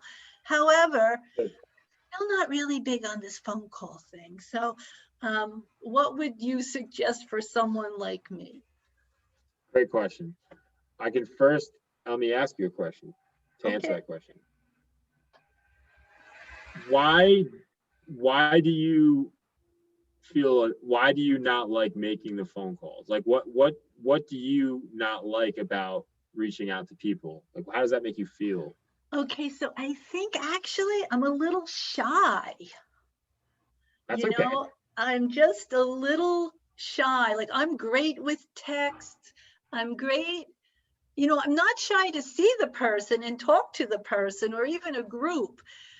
I don't know. Like, I think I'm just a shy person that doesn't want, well, I guess it goes back to what like the text was, right? That I don't want to bug these people, and I don't like rejection. Really, Evan, I wish I was like you and couldn't give 2 hoots. Like, I don't care what you say, but yeah, I do care. I would say that you have to set your mindset a little bit. Get out of your comfort zone a little bit, right? Yes. So if it were me, I would change your mindset, or attempt to change your mindset, and say, I'm not annoying these people. I'm actually helping them. And I know that if I get cold called, right, someone calls me, as long as it's not like a robot, right? If I get like a robot calling me, I'm not annoyed. I do this for a living. Actually, when someone cold calls me, I give them the time of day, but I actually respect it. But I can tell you this, is that if you understand that you are actually coming from contribution, you're not annoying people, and you're in the business that if you prospect and cold call, it could give you more leads, which could actually get you more business, which could actually give you more financial freedom. It could help you financially. It could help you buy things that you like. If you have tie it back to why you're doing it, the big why, if you tie back the big why to calling, it makes it a lot easier to call and care less what people think. So for me, I know what my big why is, and it's not just about making money. I know what my big why is, and I can tell you right now, because I know what my big why is, I am relentless, and I really do not care if someone hangs up on me. Do not care if someone's mean to me. Do not care if someone's rude to me. I actually do not mind, because my mindset is, if I'm making the calls and I get someone that I can help, if I didn't make the call, I didn't have the opportunity to get that strong lead. So I have that mindset. Set your mindset that this is a necessity, an essential and a necessity. It's the number one core element to me getting more business. If you set your mindset to that, I think you'll care a lot less about feeling awkward or annoying people, because at the end of the day, this is your life. You need to make deals, right? You need to, and that's why. So change your mindset a little bit there, and I think it will naturally help you a little bit more. Also, more confidence in what you're saying. I'll tell you right now, if you were confident, I'll give you an example. So for me, I'll tell you this, if the first time I ever went on a trampoline, right, I was terrified. I was actually 4 years old, because I had an older brother and he got one for his birthday. I was 4 years old and I was terrified of the trampoline. I can tell you that from the time I was 4 years old until I like mastered the trampoline, because you wouldn't think, but I'm 6'6" and I'm incredible at a trampoline. You would not, it's insane. But I mastered it, so I was more confident. So if you master the scripts, you'll be more confident in calling, and you change your mindset and become more confident with the scripts, your prospecting will probably become easier for you. Yeah. Okay, thanks. I think it is, because I do love to chat. So I think if I could just, the more I do it, I will get more confidence. And the more confidence I have, I will do it. And I will do it. I just might not do like 10 a week, but I'll start small and I'll do it. You should also know what's the goal of the reason you're calling. You should also know that. You're not just calling and then hopefully the conversation just magically gets back to like, oh, you're looking to buy or sell. Like it should be, you should have like premeditated conversations, like effective conversations. And Jerry said the other day, like, this is really important, because I'll tell you right now, there's a lot of conversations that I just used to waste my time. And now you got to get off of that phone call, get off of the phone call. So if they're not looking to buy or sell and they're just chit and chatting with you and you're like, oh, I don't want to be rude. Well, guess what? You're being rude to yourself, because you're wasting too much time where you could be making calls and getting more deals. Right. That's the truth. And I didn't know that at first. So like for me, I first started calling, you know, I had this really nice senior citizen. She's lonely, telling me about like everything.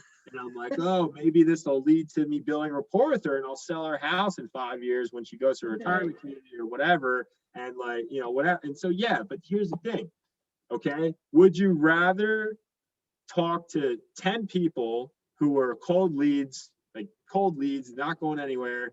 Or would you rather talk to and shorten that time and talk to 25 people and then have 3 strong leads, right?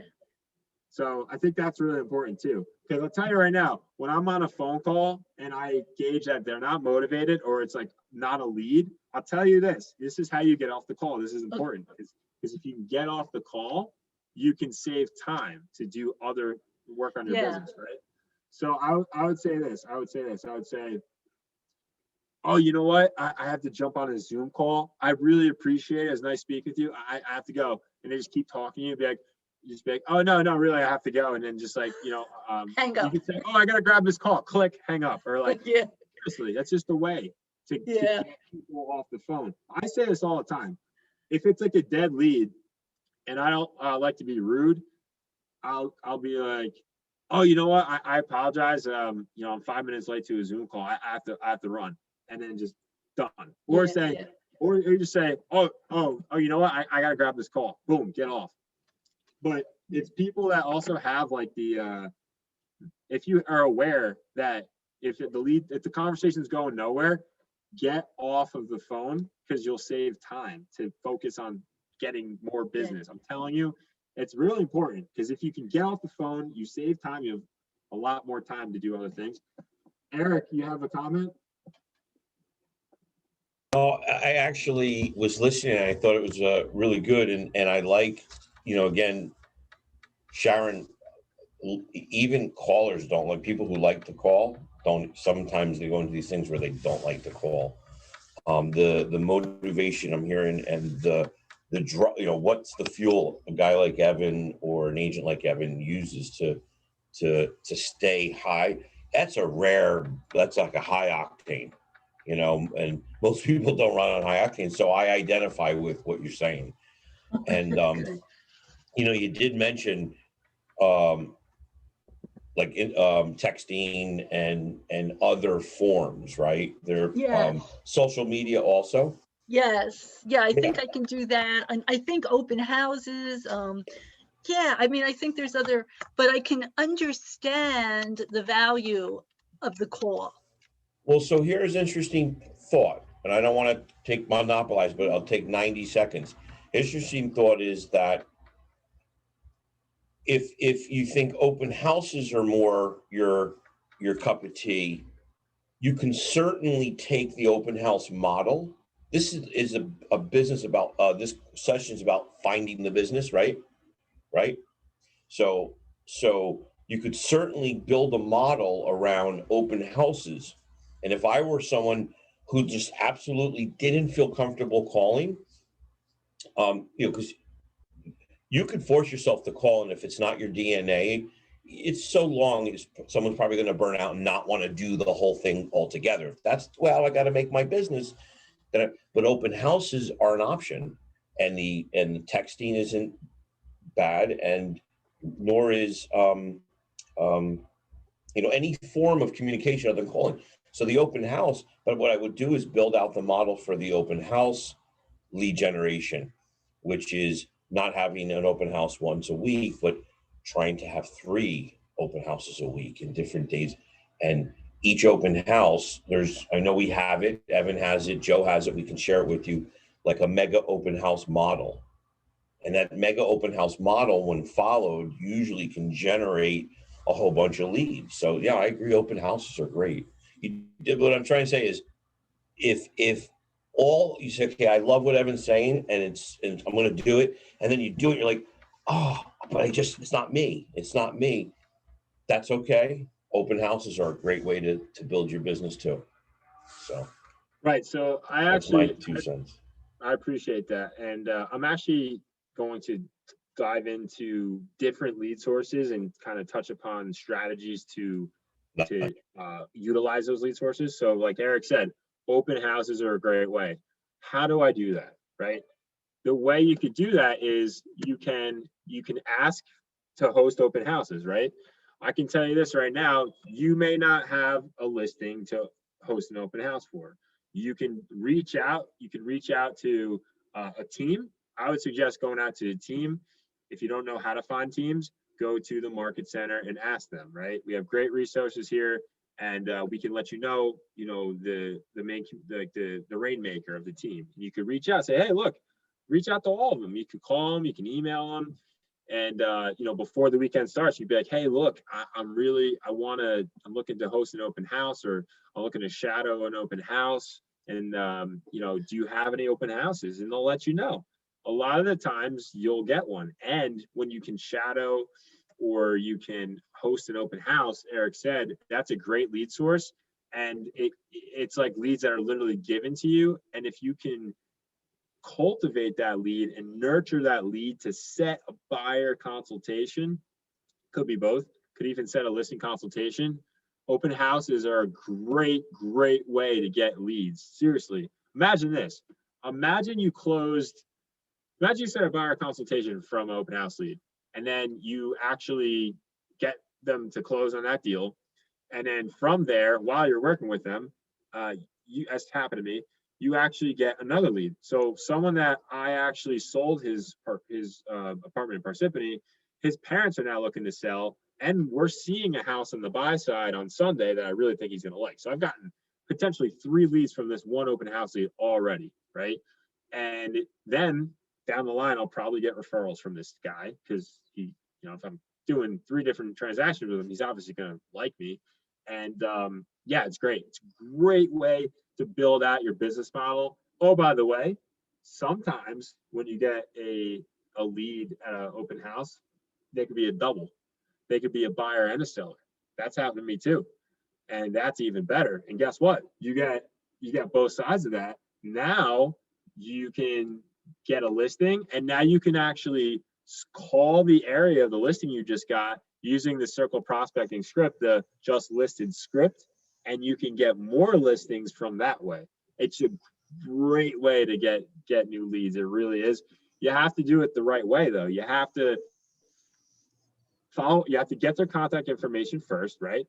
You have to follow up with them and get them on the phone and schedule a buyer consultation, phone call, Zoom call, 10, 15 minutes. Ask them basic questions. When I do a buyer consultation, it's very simple. Here's what I do. First of all, I do Zoom call. I actually share with them a buyer, the process of buying a house from start to finish. And if you don't have that access or you don't want to do that, I would suggest doing that. But you could even do the simple. You would just say, hey, what criteria are you looking for in a house? Oh, well, I want at least a 3-bedroom, at least a 4-bathroom. Great. What's the max property taxes you're comfortable paying? Because guess what? If you can get real specific on what type of home they're looking for, you're going to save a lot of time when you're taking that buyer out. Or, oh, okay, your location, great. You just told me it has to be in Morris County and the taxes can't be more than $12,000. Well, tell me, is there a specific location that you have to be away from, like your job or something? Yeah, we have to be in good school systems because we want our kids to be in a good school system. So don't call me any properties that are in school systems that are not bad. The whole point of buyer consultation is to save you time to then have a higher conversion rate with that buyer. I'll tell you, I've taken buyers out of things in the beginning that they weren't even interested. I wasted a lot of time, tons of time.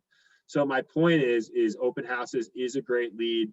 You first get that contact, you follow up with them the right way, you schedule a buyer consultation. They might think, no, I don't want to sign anything. Well, I didn't say anything about signing anything. I appreciate you letting me know that. I actually would like to set up a intelligent dialogue with you, a consultation. I'm not going to, you could even say like, the last thing I'm going to ask you to do is to sign a contract with me, unless of course you plan on signing a contract with them. It will be the last thing you do though, because at the end of your consultation, you can ask them to sign a contract. So it's actually true. But no, so the point is setting up a consultation, you have like a 95% stronger chance of actually getting a buyer lead. You just say, hey, I'd like to set up a buyer consultation with you. That's how you'll actually get buyers to take out. If you don't do that, you just say, hey, nice meeting you at the open house. Are you looking to buy a house? Cool. Yeah, let's start that. What's your email? Okay, good luck. You find it, like, good luck. And so setting a buyer consultation is essential. Another great lead source I want to mention is Messenger. So do you guys anyone here on Facebook? Raise your hand. Yeah, most people are. So guys, this is another lead source. Ready? I've said this to other people that work with me. They already know this, but you can go on your Messenger app. Okay. Believe it or not, if you don't have this person's phone number in your contacts, you can reach out to them through Messenger. You could text them. You could even call through the Messenger app. I know that seems crazy. There's a for sale by owner in the town I live in, and they did not have their phone number listed. So I called him on Messenger, and he actually called me back on Messenger, and I started talking to him. I found out he is committed to an agent, if he can't sell himself. And that was still a potential lead right there, right? Messenger. Social media, it is actually great, guys. Even if you don't use social media a lot, I'll give you a quick example. I posted my mugshot, the first post I ever did about real estate, right? I put it on Facebook, Instagram, and I just said like a little blurb. This girl I went to college with, her brother was looking to relocate from South Jersey, where I went to college, to North Jersey. Boom, got a lead. Instantly said, I said, oh, wow, great. Would you be able to provide me with his contact information? I don't want to bother you. You said it's for your brother. So that this way I can reach out to him and see how I can help him. I didn't say, oh, can you send him my card? No. I said, hey, would you be able to provide me with his contact information and say that you referred me to him? Because that's a stronger way to get a lead than say, oh, can you send him my information? I wouldn't start with that. Say, hey, look, I would like, would you be able to provide me with his contact information? So I say he referred me to him. Then this way, boom, you have a lead right there from social media. And then you want to make sure that you are a professional at cultivating that relationship. Guys, my biggest challenge, like full transparency, is my organization in my CRM is my number one challenge. My number two challenge is I don't lead follow up enough. That's my biggest challenge. I can share with you that if you guys are able to work multiple lead sources, get out of your comfort zone, try a new lead source, and really work that like a professional. Because they say the average conversion of a buyer or seller, guys, is 21 touches, right? So for me, if I'm going to take a listing or actually get like a buyer to ultimately like choose a house, they say the average touches is 21 contacts, especially for a seller, before they ultimately hire me. I mean, if you got a layup, that's fantastic. But if you have the mentality to kind of know, wow, 21 touches before I actually get them to sign with me, not even close, get them to sign with me, that's amazing. Like, that's crazy. So if you have that mentality, you'll then realize how important you have to be top of mind as their person they want to use. Another great lead source is you could even do, I don't know, just run through your phone. I think you were doing it earlier today. I didn't take bold at this time, but you could just call, every other letter in your alphabet. You like A, C, E, F, whatever, and just go down the line and just call and ask. You could even, I don't know, you could just call someone you haven't spoke to a long time, a past neighbor, and it's just another way to get a lead. But I want to let you guys know the biggest problem, or I should say the biggest challenge that I personally think that agents do is they don't effectively work the circle prospecting or the center of influence lead. Here's why. A lot of people will go, hey, how's it going? My name's Evan, or blah, blah, blah. I was just curious, who do you know that might be looking to buy or sell a home? Here's the biggest problem that people do. No one. Oh, okay. Have you heard of anyone else? Any whisperings of anyone else that might be looking to? No. Instead of that, try this. Who do you know that might be looking to buy or sell? Nobody. Okay, well, if you were to sell, where would you go next? Florida. Oh, wow, how's you just making a move in Florida? Well, I'm going to retire in 2 years. So if I didn't ask that question, I wouldn't have known that was a lead in 2 years. So you say, no, I'm not selling. Okay, well, if you were to sell, where would you go next? I don't know. I'm not selling. Okay, great. Well, hey, I appreciate you letting me know that. While I have you on the phone, now I'm asking for referrals. Who do you know that may be looking to buy or sell? Well, I know my brother, he just had a baby and he's actually looking to upsize. And I'm like, wow, great. I appreciate you letting me know that. I'm just curious, did he, did he say he's already committed to an agent, or do you know if he's working with it? No, we just kicked around the idea at dinner last night. Oh, wow. Hey, look, I appreciate you letting me know that. I don't want to bother you about that. Would you be able to provide me with your brother's contact information and say you refer me to him? No, I'll take your number. I don't want to give out his number. So the reason, guys, is because if someone says, yeah, no, I'm not looking to buy or sell, or no, I don't know of anyone looking to buy or sell, if you can just add on 2 things, you can actually get more leads. I do this all the time, and I hear other agents don't do this. I'm giving you gold here, a little bit of gold here. A lot of agents will say, have you considered making a move in the last 12 months? No. Okay. You should say, you say, have you considered making a move in the last 12 months? No. Okay, well, if you were to sell, where would you go next?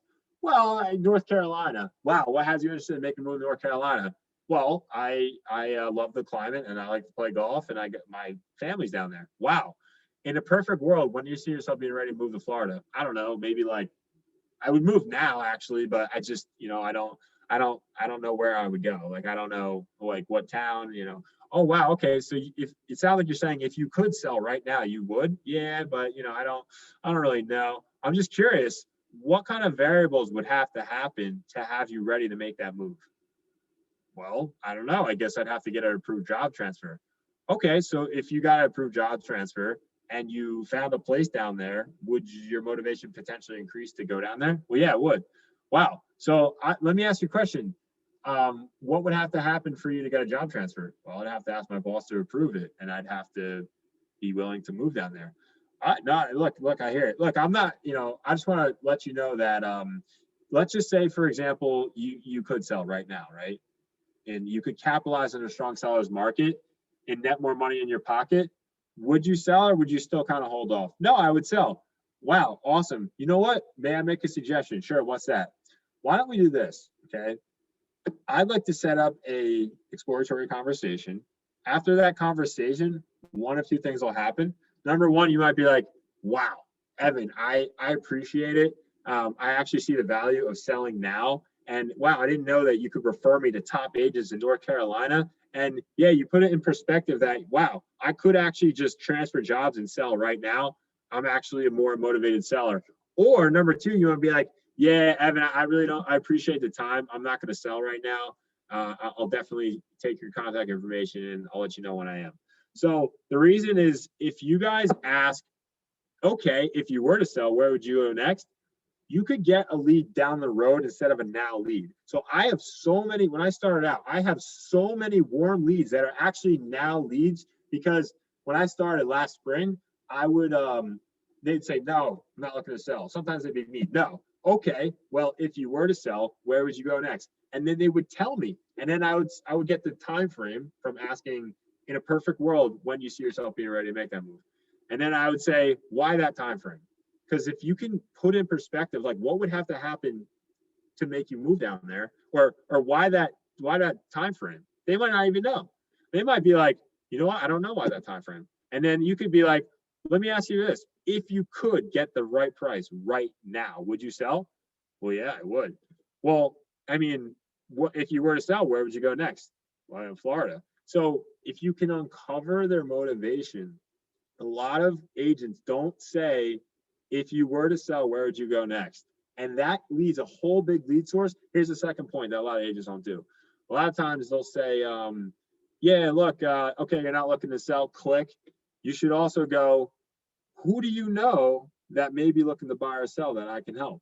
And a lot of the times they'll tell you. Sometimes they get a lead from that too. A lot of agents just go, hey, the Circle Prospecting script says, it says, have you considered making a move in the last 12 months? And then they say no. And a lot of agents will just go, okay, thanks for letting me know, bye. But if you go, no, okay, well, if you were to sell, where would you go next? Nowhere, I'm not selling. All right, well, why have you on the phone? Who do you know that may be looking to buy or sell that I can help? Nobody. Okay, well, anyone that recently went through like a major life event, believe it or not, it sounds corny, it's the truth. I've gotten a lead where someone said no and no. No, I'm not selling. No, I don't know anyone looking to sell. I said, do you know of anyone that recently went through like a major life event? The guy said, yeah, my neighbor, I know they just had a baby. And actually, they did talk about selling. They did talk about selling. So I said, wow, that's awesome. I said, would you be able to provide me with their contact information? This way I could reach out to them and, say that you referred me to them. He said, no, I don't want to do that. He's like, why don't you just, send him your card in the mail? I said, all right, well, if I'm looking at your house, where's the neighbor? And then I explained. So the point is, guys, that's what I said was very repetitive, but I can tell you right now, those two little things can get you larger leads just right there. I've done it. Couple that with referrals, sending referrals out to people that are not in this area, Northern New Jersey.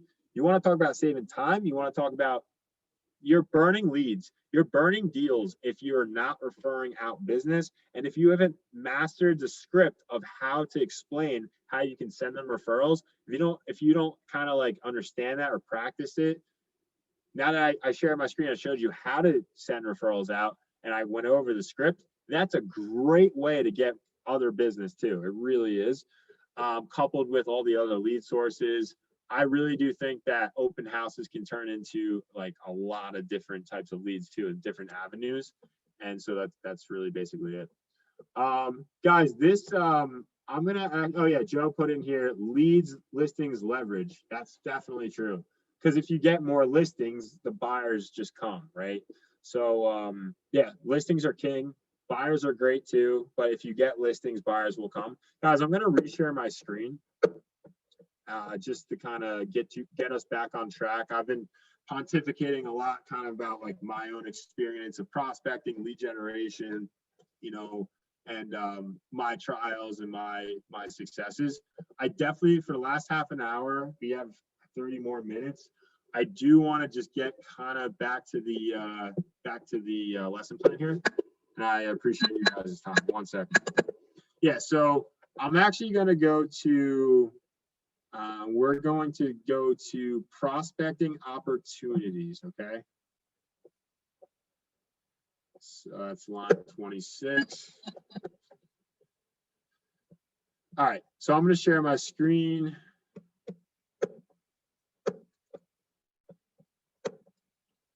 All right, guys, we're going to end this session the last 30 minutes with a bang, okay? My job here, my whole reason I'm doing this, guys, is it's literally the core reason is to get you excited or to get out of your comfort zone to prospect. And that's really why we're here, okay? So I'm going to end this with effective advice and effective information, okay? So first and foremost, like I said, prospecting sources, door knocking. I can tell you right now that I definitely have missed opportunities where I'm talking to an expired listing that someone else that, you know, doesn't have that drunk monkey in their head that it's not the right thing to do, the door knock. Now, I've had these leads. I know that I'm wearing a suit. You know, I come across professional. I can tell you right now, and I'm going to start doing it. I understand COVID, it's a little bit more challenging. It's up to you. But for me, I know that if I knock on the door, I stand back 6 feet, I am going to convert more leads because I call expired listings that I wish I door knocked because they're hot leads. And I know that if I door knock them, if they're not following up with me and I know they're hot leads and they're going to go some mediocre agent that I know I do a better job at, I know that, you know, some people are better. Some people are not as good on the phone. Some people don't like cold calling. Some people are better in person. I can definitely tell you that if you door knock and it is a hot lead, I think it's worth it. It's up to you. That's something I'm going to start incorporating in my business. Geographical farming. Eric talked a lot about geographical farming on Monday, so I'm not going to go into that. For sale by owners, I don't know. I think a lot of people on this call probably have thought about calling for sale by owners, but they might not be. Guys, in the scripts and objection PDF that's in the chat that I guarantee you Joe sent to you already, that script's in there. So if you guys watch on YouTube, Eric mentioned this on Monday, just type in Jeff Glover for sale by owner. It's so interesting. You know, the ability that guy has of getting an appointment is unbelievable. And believe it or not, when the market starts to shift and for sale by owners are not selling their homes as much as they are right now, which by the way is not nearly as frequently as I think, or you may think, because for sale by owners are like the low-hanging fruit. Expired listings and for sale by owners are practically the hottest leads you can think of. Expireds or withdrawn listings. I just mentioned expireds. Withdrawn listings, that's something where you could actually, from a data source, call withdrawn listings. I want to caveat that. Be very careful doing that. I don't call them. It's just, for me, I just don't want to do that because they've withdrawn their contract with the agent, meaning they're currently, you know, that's not an active listing contract, but it's withdrawn. So it's possible if you called withdrawn listings, you could have an agent call you and, you know, not be nice to you. But the thing is, you got to be careful with calling withdrawal listings, but you still technically can. Open houses, I explained. Agent referrals, right? So sending out referrals to agents, and ultimately you can also get referrals from agents. I know Eric, my third buyer deal I did, we got a referral, and that was pretty awesome. Social media, like I mentioned, and let's get here. Right, so I'm gonna actually, guys, I'm gonna kind of skip down a little bit. This is really important, okay? I'm just gonna talk about number 6. Focus on saving time, right? I know it doesn't really seem like that important, but it really, really, really is. Here's why. Can you guys imagine, how would your life change? How would your guys' life change if you saved time and took that time and spent it into something that's way more productive, right? Here's an example. I've gone countless for sale by owner walkthroughs where they weren't even gonna hire an agent like ever, right? And ultimately they just decided to take out the market. I've been on for sale by owners before where they had an accepted offer and I didn't even know about it, right? I didn't really uncover the true situation. I have spent many too much time on the phone with people that were not the conversation was going nowhere. I didn't have a time block schedule, right? So my schedule has allowed me to set more appointments. And again, guys, if you don't have a planner like this, I definitely would encourage you to get a planner, because that's going to seriously allow you to have more clarity of what you got to do on a daily basis. And it's going to make your time way more effective. Very important. So saving time. And yeah, that's pretty much it in terms of different lead sources, agent referrals, right? Social media, Pinterest, other social, right? I mean, here's other stuff here. I mean, other social media sites, LinkedIn. I've direct messaged people on LinkedIn. People direct message me on LinkedIn. They've actually asked me, things about the industry. That could be a lead right there. LinkedIn, YouTube. I don't know if you guys know, but Eric actually, he has a pretty good presence on YouTube of, examples of him cold calling people. That right there is a great medium to get leads or to get people, perked up and maybe interested in real estate. I know that I'm pretty sure Eric has gotten, he's brought agents on and had profit share from doing YouTube videos where they've gotten enticed or interested in getting a real estate from YouTube video. That could be a future profit share lead right there, or a potential future buyer seller lead. Someone pings you and says, hey, DM me, I'm interested. You reach out. You don't want to give your phone number on YouTube. But yeah. And blogs would be a great way too to, ultimately increase your business, right? And so is that social media. Yep. So guys, I do want to kind of just jump here to questions. Okay. So I'm going to just stop sharing my screen for a second. Guys, does anybody have any challenges that maybe I can, and again, I'm learning with you guys. I am by no means an expert at all. Like I said, I am so coachable. That's like a big reason why I think I'm pretty good at molding through situations, and I'm coachable. I listen. If I don't agree with you, I'll listen. I become moldable. I take risks. For me, I do things out of my comfort zone that now I feel so confident to do. I just don't care. I just find that I'm more successful if I do things that I feel awkward doing. And I actually, once I do them a couple of times, I feel good. Now I have a new lead medium to reach out to. So do you guys have any questions at all like that, anything in your mind that you wish you could do better in your business? Like someone share with me something that they wish they were doing, or something that if they could get better at, they think they would monumentally increase their business. Somebody share something like that. It could be anything.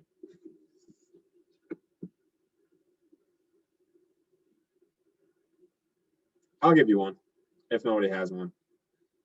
For me, I'll show you with this. So if I could spend way less time pulling buyer property lists, I would have a lot more time to do other things.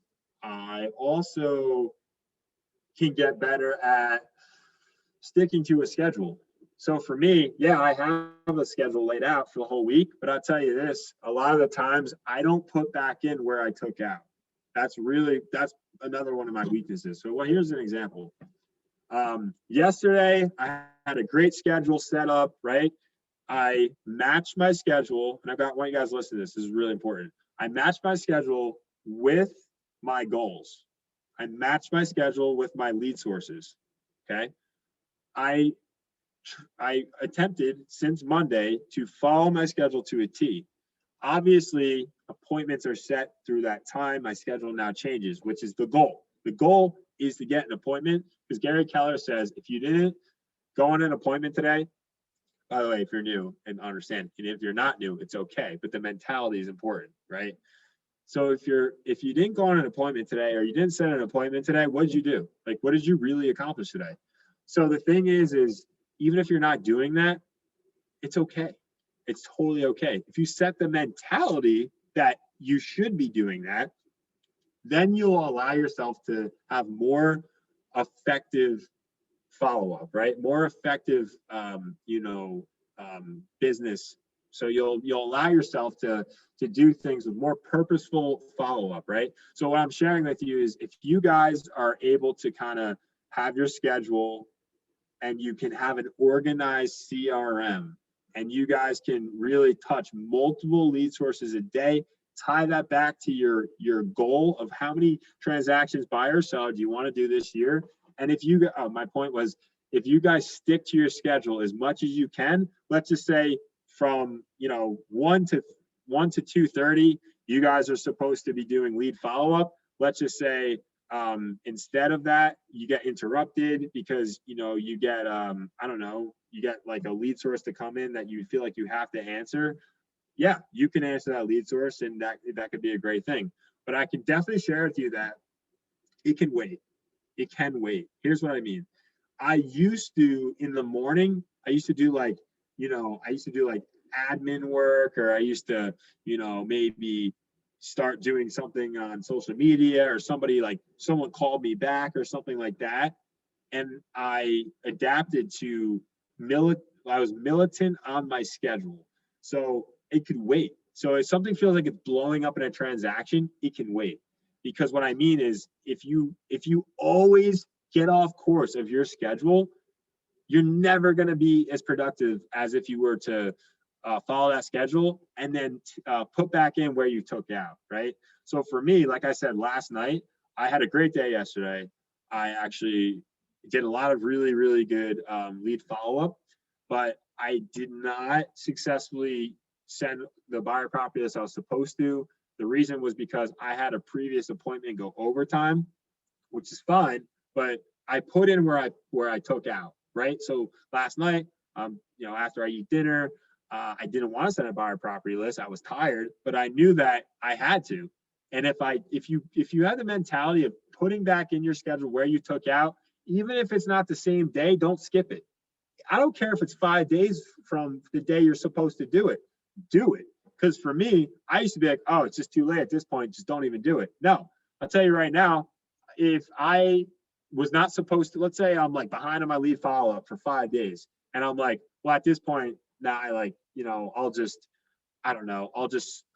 skip something else in my schedule and I'll designate more time to lead follow-up. You should, because now you got to put back in where you took out. You should now be like, wow, I now can't follow the schedule. I'm so behind on lead follow-up. I'm going to adjust my schedule in real time and I'm going to do more lead follow-up, because you should go with a set schedule, but you got to put back where you took out. That's essential.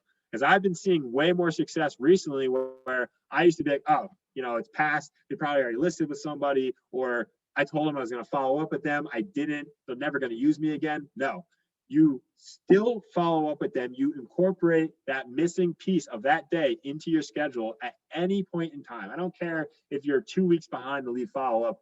you still go for it, because that is how you elevate your business. So you got to put back in where you took out. And if you can get consistent at following your schedule, let's just say you're cooking dinner, you finish dinner, oh, I don't want, I was supposed to do this, I didn't do it in my schedule. That's fine. Maybe the next morning you start early and you put back in where you were supposed to, that one item you're supposed to do the next day. Like I said, if it's not within 24 hours, you should try to do, you really should try to put it back in within 24 hours. But if it's not, that's okay. But make sure you put it back in, because if you do that, you will start elevating your business. And believe it or not, even though maybe you didn't get back to that person as quickly as you thought you should have, the other person might not really be realizing it, right? Their life happens. Also, one important thing, guys, is I would be careful with over promising, right? That's something I'm definitely notorious for, where I'll like set a buyer consultation with somebody at 4:30, and I'll be like, oh, I'll send you your list tonight. And now it's like, why would you say that? I'll say, I'll get that list over to you as soon as possible, or I'll get that buyer list to you shortly. This way, you're setting expectations for yourself first, right? Because time's very important. If I can set expectations for myself first, you should work with your schedule first, okay? Their schedule is great and all, but you're on a tight schedule. So if you just go with your schedule on their schedule, no, because guess what? I follow a strict schedule, and if I might have to move my schedule around, but if I can stay militant on my schedule and I give you multiple times, right, I will have a lot higher chance at focusing on a higher conversion rate. If I stick to my schedule and I say, you know what, I'm not going to overpromise you. I'd rather say, yeah, I'll provide you with that list shortly. And then this way, you don't have to send it, the same night. You should get it over to them as soon as possible. But I can just share with you, then you'll have more people that are going to be willing to work with you. And then you could kind of under promise and over deliver, or, under promise and just deliver, So it's easier that you don't want to set too tight expectations with people. You want to be vague, because if you can be vague, you can have things happen. You can have more things that happen in your schedule, give you more time to do it. And it's going to allow you to have more time in your schedule. I think that's important. That's something I do all the time. I'll be like, oh yeah, I'll get you that buyer list tonight. Meanwhile, I get it to them at like 3 a.m. because I'm like, I'm sending 3 buyer lists. I'm like, oh, I didn't get it to them on time.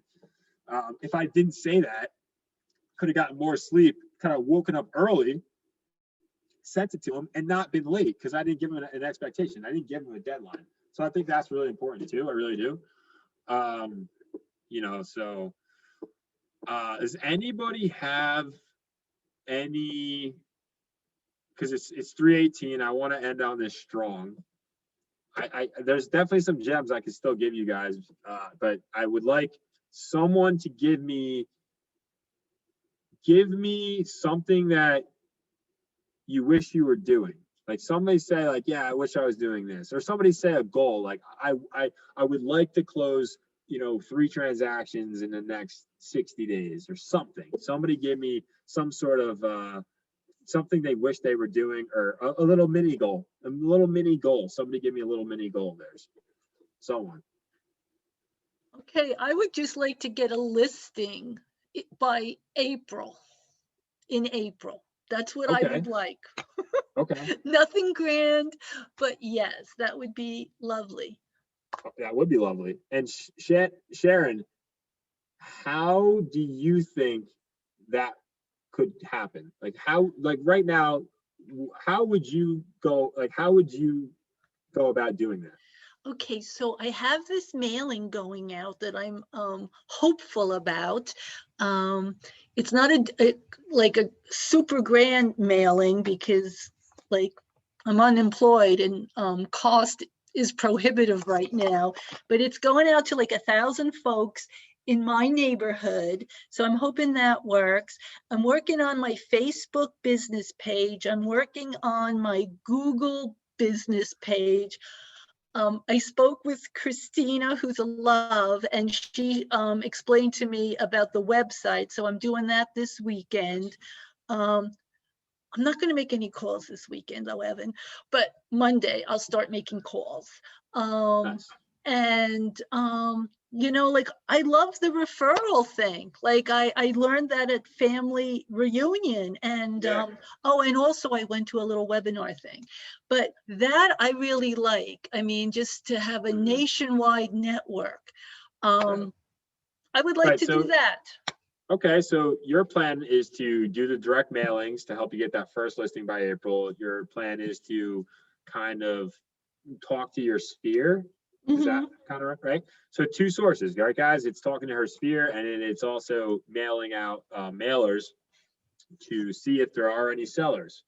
And I think that's a great goal, and I think that's definitely attainable, and certainly something that you will achieve. I can say this too, is that you should also, if you don't like calling, Sharon, right? You could get out of your comfort zone and call, Yes. right? And Yes. you could practice the scripts to get there. You could also text. You could text message. Don't get me wrong. I love You- that. Don't get me wrong. I've gotten leads from text messaging. All right. This is a great story. This is fantastic. I was shocked. I was burnt out. I was cooking dinner, and my girlfriend will tell you the same thing. I was cooking dinner. Literally, as I was cooking dinner, I was so upset that this for sale by owner in my town I live in, where I'm from, I was like, this would be such a great listing for me. I called him 5 times. He never got back to me. I never texted him. I was literally stopped what I was doing, cooked, put the burner off. I texted him, right? I washed my hands while I was done, don't worry. I texted him and I said, hey, I was just calling about the home for sale. I said, can you give me a call back when you get a chance? I said, hi, this is Evan Magnet with Keller Williams Realty, because you should disclose that, right? I'm not lying by omission. I'm saying, hey, it's Evan Magnet with Keller Williams Realty. So now he knows I'm an agent. And he said, do you have a buyer? Right? In text. He said, do you have a buyer? And I said, I don't have a buyer. I said, I'm calling you because if you can't sell it yourself, I would like to interview for the job to sell your property. And he goes, I'm talking to 3 other agents. Why should I choose you? And I go, hey, that's a great question in text. That's a great question. I'm glad you asked. I said, that's a great question. I'm glad you asked. What would be a better time for me to show you? This time or this time? And then he said a time. And then I hopped on a listing consultation with him and then got it signed the next morning. So That's fabulous. yeah, you can absolutely get leads from text messaging. That's another source right there. And I just have a question on that though. Is there an issue with, do they, like, for them opting out? Are you allowed to text them without permission? yeah, of course. Okay, Yeah. all right. Yeah, I mean, unless someone's like, do not call me, Yeah, I'm yeah. gonna keep calling you. So I'm happy you said that. Exercising the do not call rule is definitely important. So if someone says to me like, do not call them, I'm putting them on my do not call list, right? Right. Guys, I want to definitely quickly talk about this. This is really important. I think this is something when I was driving this morning, I wanted to share with the group. So I'm happy I just thought about it, because this to me is awesome. Ready? All right. Here, I think this is the best thing that you can decide on when saving time. Okay. So if you're calling from like a software caller, like I use, Pedro uses, Eric uses, if you're calling on that, you can just send your lead like right to the CRM. But if you're not using that and you're just like writing it down, as you get the lead, you're writing it down, instead of instantly after that lead sending them your business card or hey, it's Evan Magnet Keller Williams Realty, it was great speaking with you, I'm looking forward to following you with X. Instead of doing that instantly, time block a time to do that. Here's why. If let's say I made 15 contacts in the morning, 15, right? If I were to sit there after each contact and just, say, hey, it's Evan Magnet, Keller Williams Realty, I'll follow up you X, and then send them an introduction email after each lead, those 15 contacts I just got in the morning would be like 5. So what I mean is I have time blocked in my schedule from 1 to 1:15, Monday through Friday. I actually add them to my CRM, then I text them, then I send them an introduction email. Boom, all in one shot, next lead. Here's why. From your lead generation time if you can just lead generate, and then capture it, right? Obviously, as soon as you lead generate, capture it, then keep lead generating. You transfer that from your notepad to your CRM, let's say 1 o'clock to 1:15 or 1 o'clock to 1:30.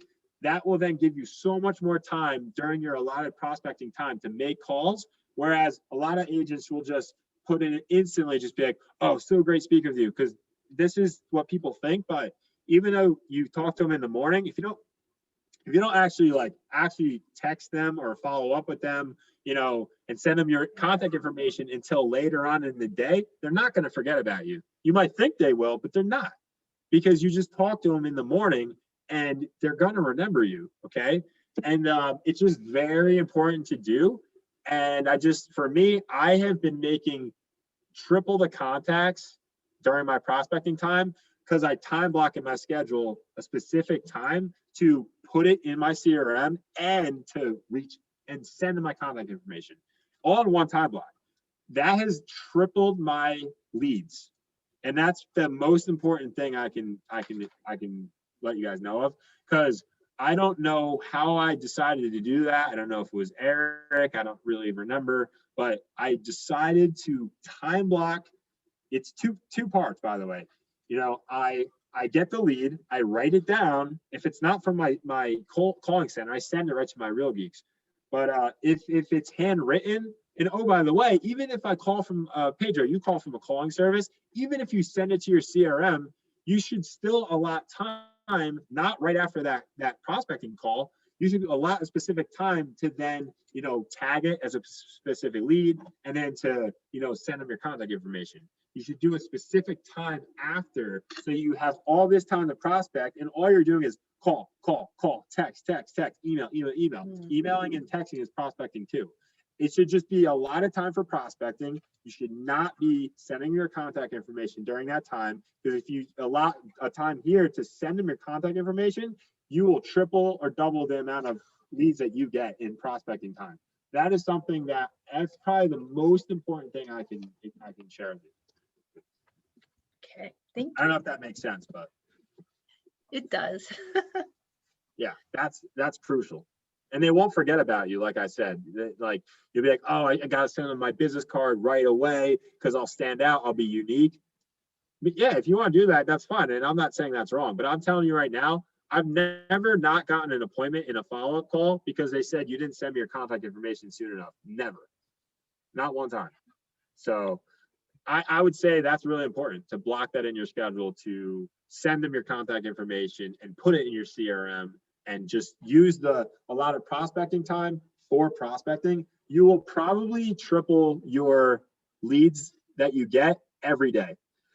Good. So imagine 3 times 5, 15 times the amount of leads you get, right? So guys, I'll end it with that. And yeah, if you guys have any questions, please reach out to me. Again, my name's Evan Megnan. You can reach out to me, my cell phone, email, call, text me, and I definitely would be more than happy to help you and answer any questions that you guys have. Thanks, Evan. All right, guys.